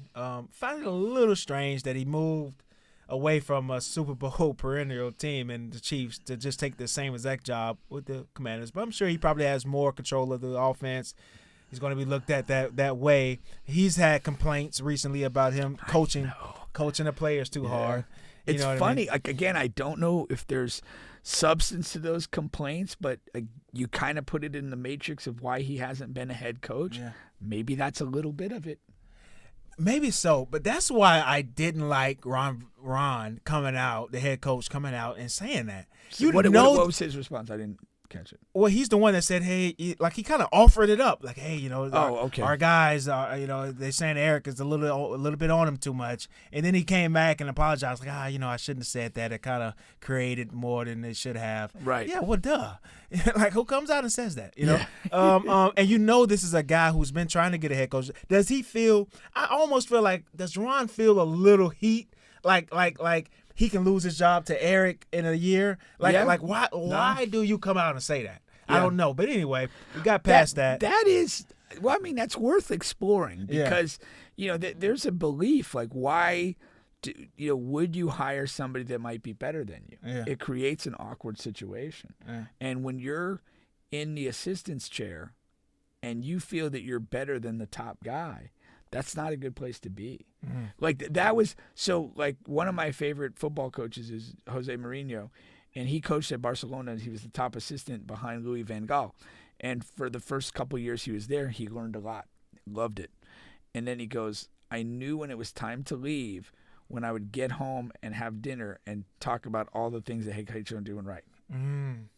And, if you're not secure in your position, literally and mentally in your own mind, it's tough to bring in somebody that might be better than you. Yeah. That's tough, man. He's maybe dealing with that. But the Commanders, I think that they have an interesting team to where they can make this division interesting as far as like second place and making the playoffs. Not defeating the Eagles, of course. But, they have an interesting team. The key with them, because they're going to have they've had a solid defense the past couple of years. Now, last year they kind of fell off the rails, the defense that is.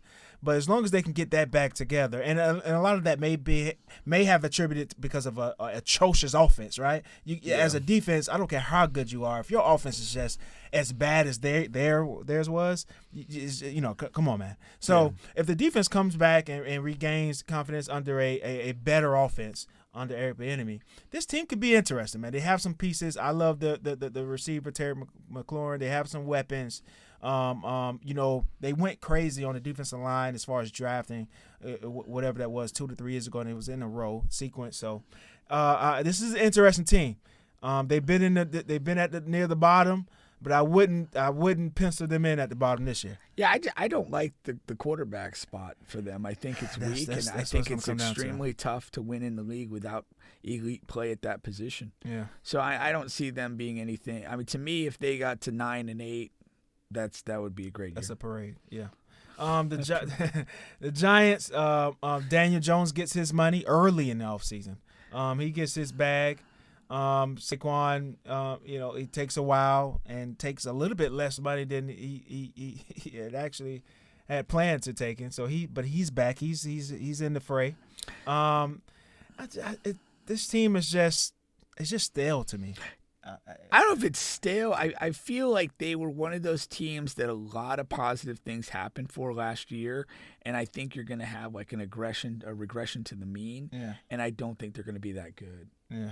I think they're good enough that they're not going to be terrible, barring like some injuries. But I just think that they had a lot of close games, a lot of circumstances just went their way, and that's not sustainable. They're not a special football team. Daniel Jones, regardless of what his check says, is a bang average guy at best. They have poor receivers. Yeah. They have a great running back in Saquon, but I don't care that he's there now or not. Like this ordeal of an off season and the contract issues, that's going to stay in his mind. Oh yeah. And I don't think he's going to have as great a year as he did last year. Yeah. So I think the Giants could be at the bottom of this. That's what I'm getting to. And there's just not a lot of like boom or bust potential with this team. I only see bust. I don't know. The Cowboys, they come back. They're going to be I think they're going to be a lot more of the same. Zeke just signed with the Patriots. Yeah. Tony Pollard. I like Tony. He's coming off a significant injury. He's coming off a significant injury, and he's slated to take most of the reps this year as a starting running back. Yeah. Don't like that a lot.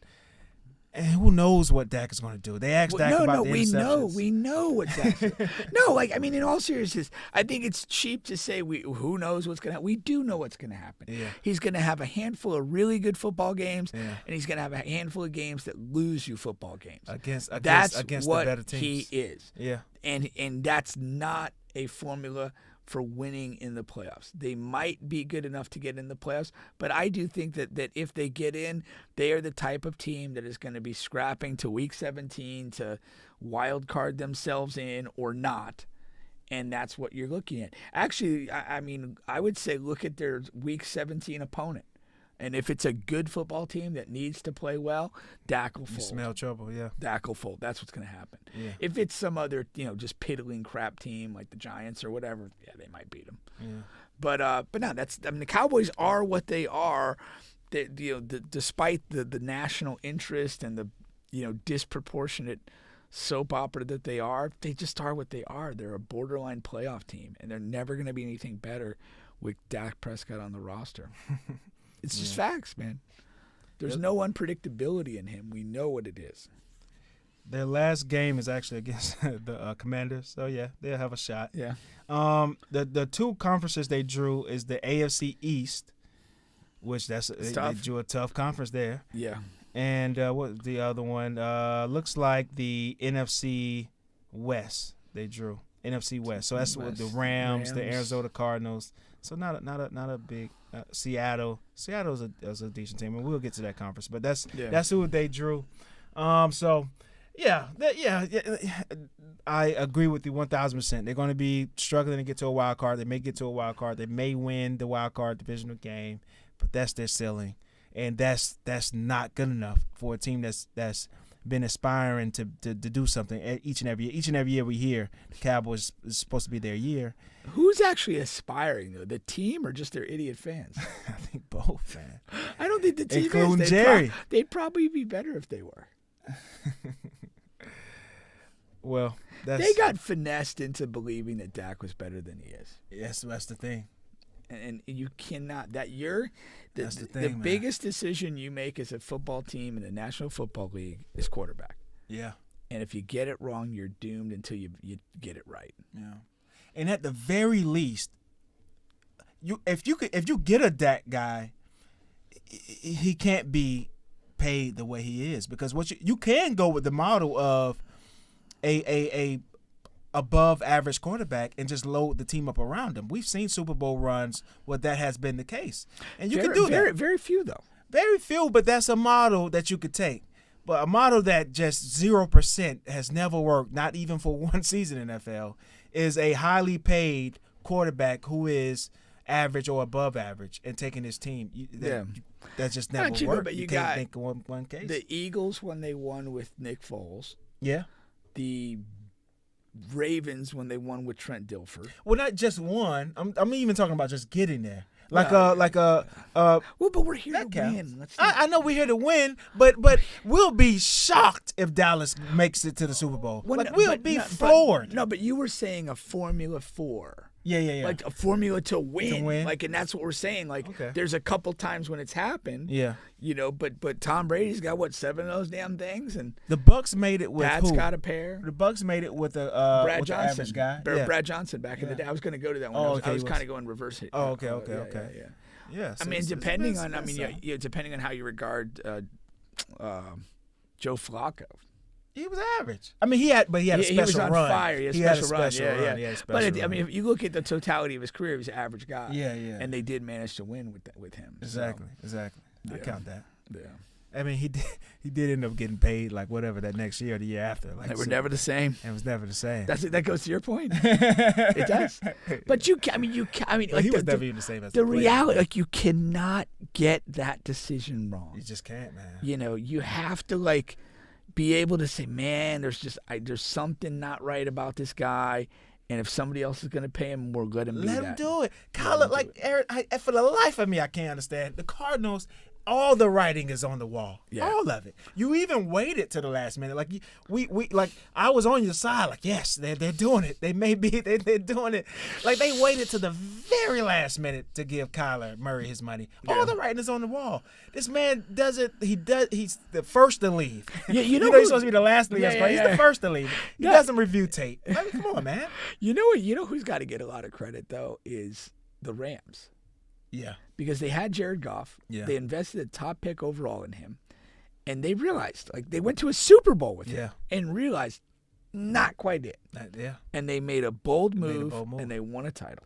They didn't get stuck in the, well, he did bring us to the Super Bowl. Right. We kind of got to give him a shot here. I mean, think about this. Come on, how many other organizations would have made that decision? Damn near all of them. Yeah.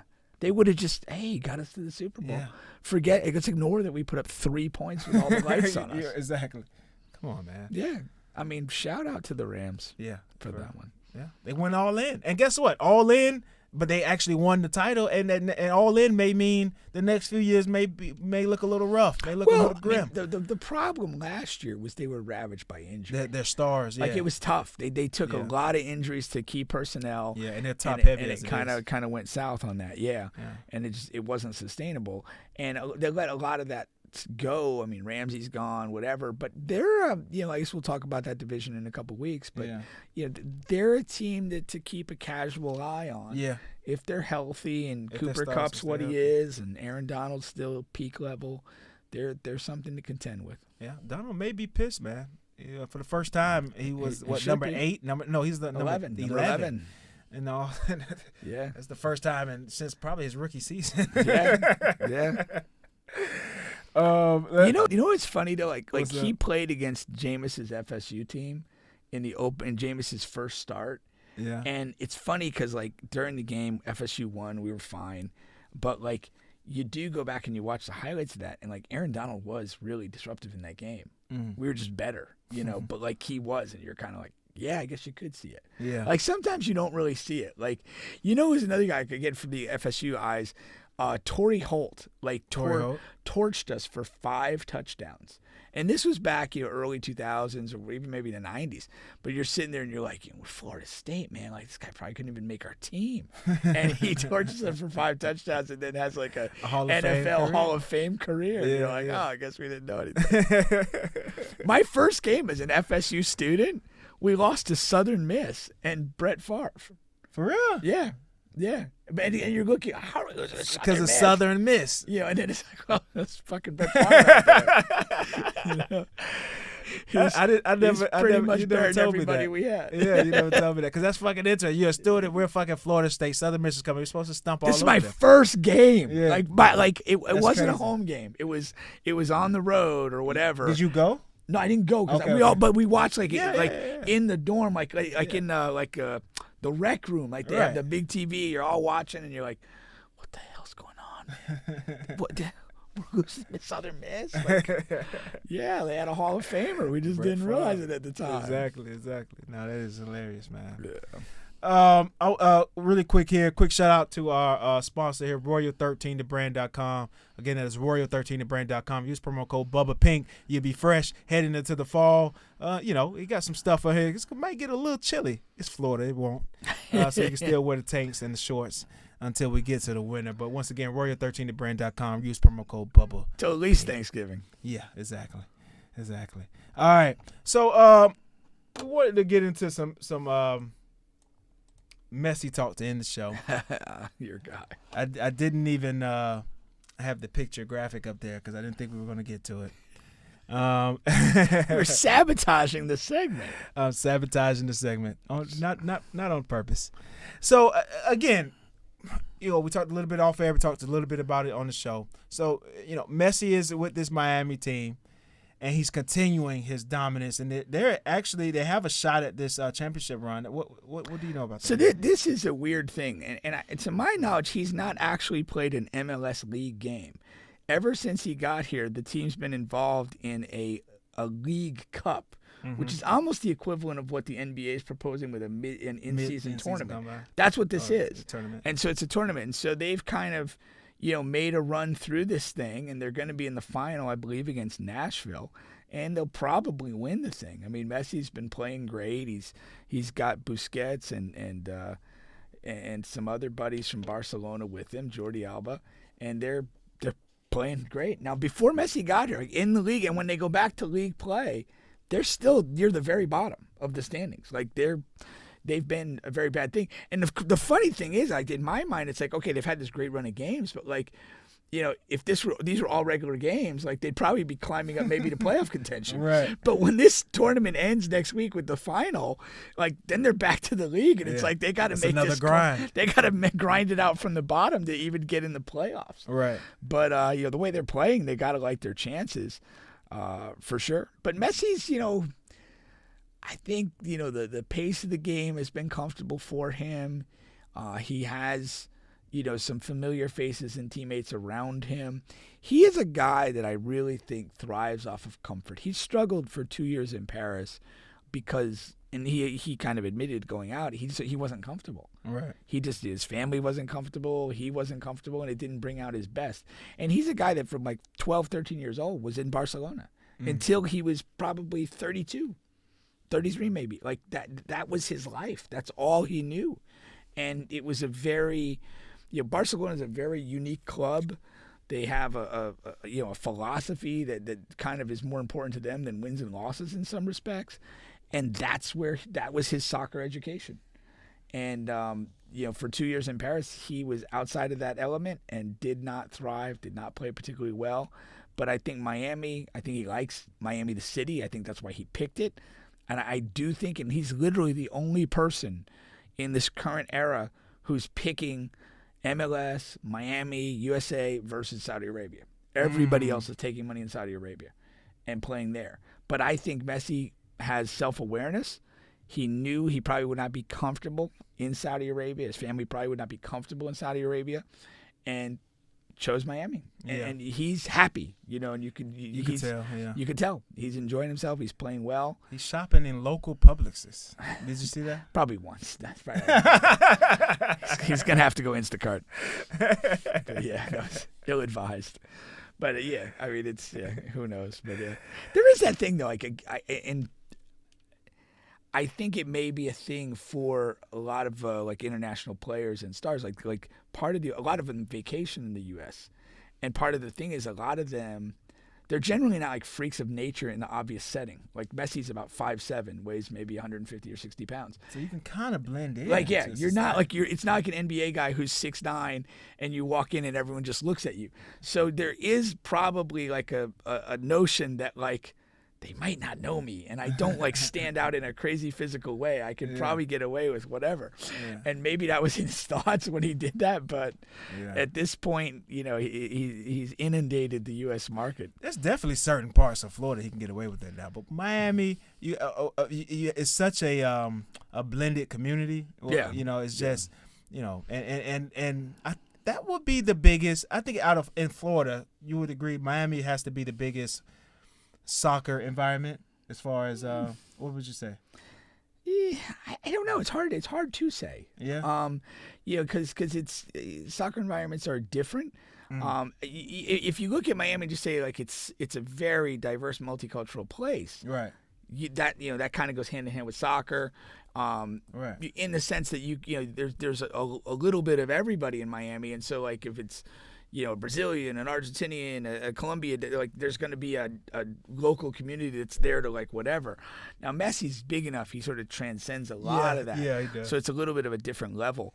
But I think what's comforting for him is like the high end living and the when you're wealthy in Miami, it's different. You move in a different circle, and so but I think he's more comfortable in that. How long can he keep this up there? I know you said it's an inferior league. Yeah. So how long can he keep this up? If healthy, if he doesn't suffer major injury, and to his credit, he really has had very few injuries of significance in his career. There's no reason to think he probably couldn't carry on another 3 seasons, maybe get to the cusp of the 26 World Cup here.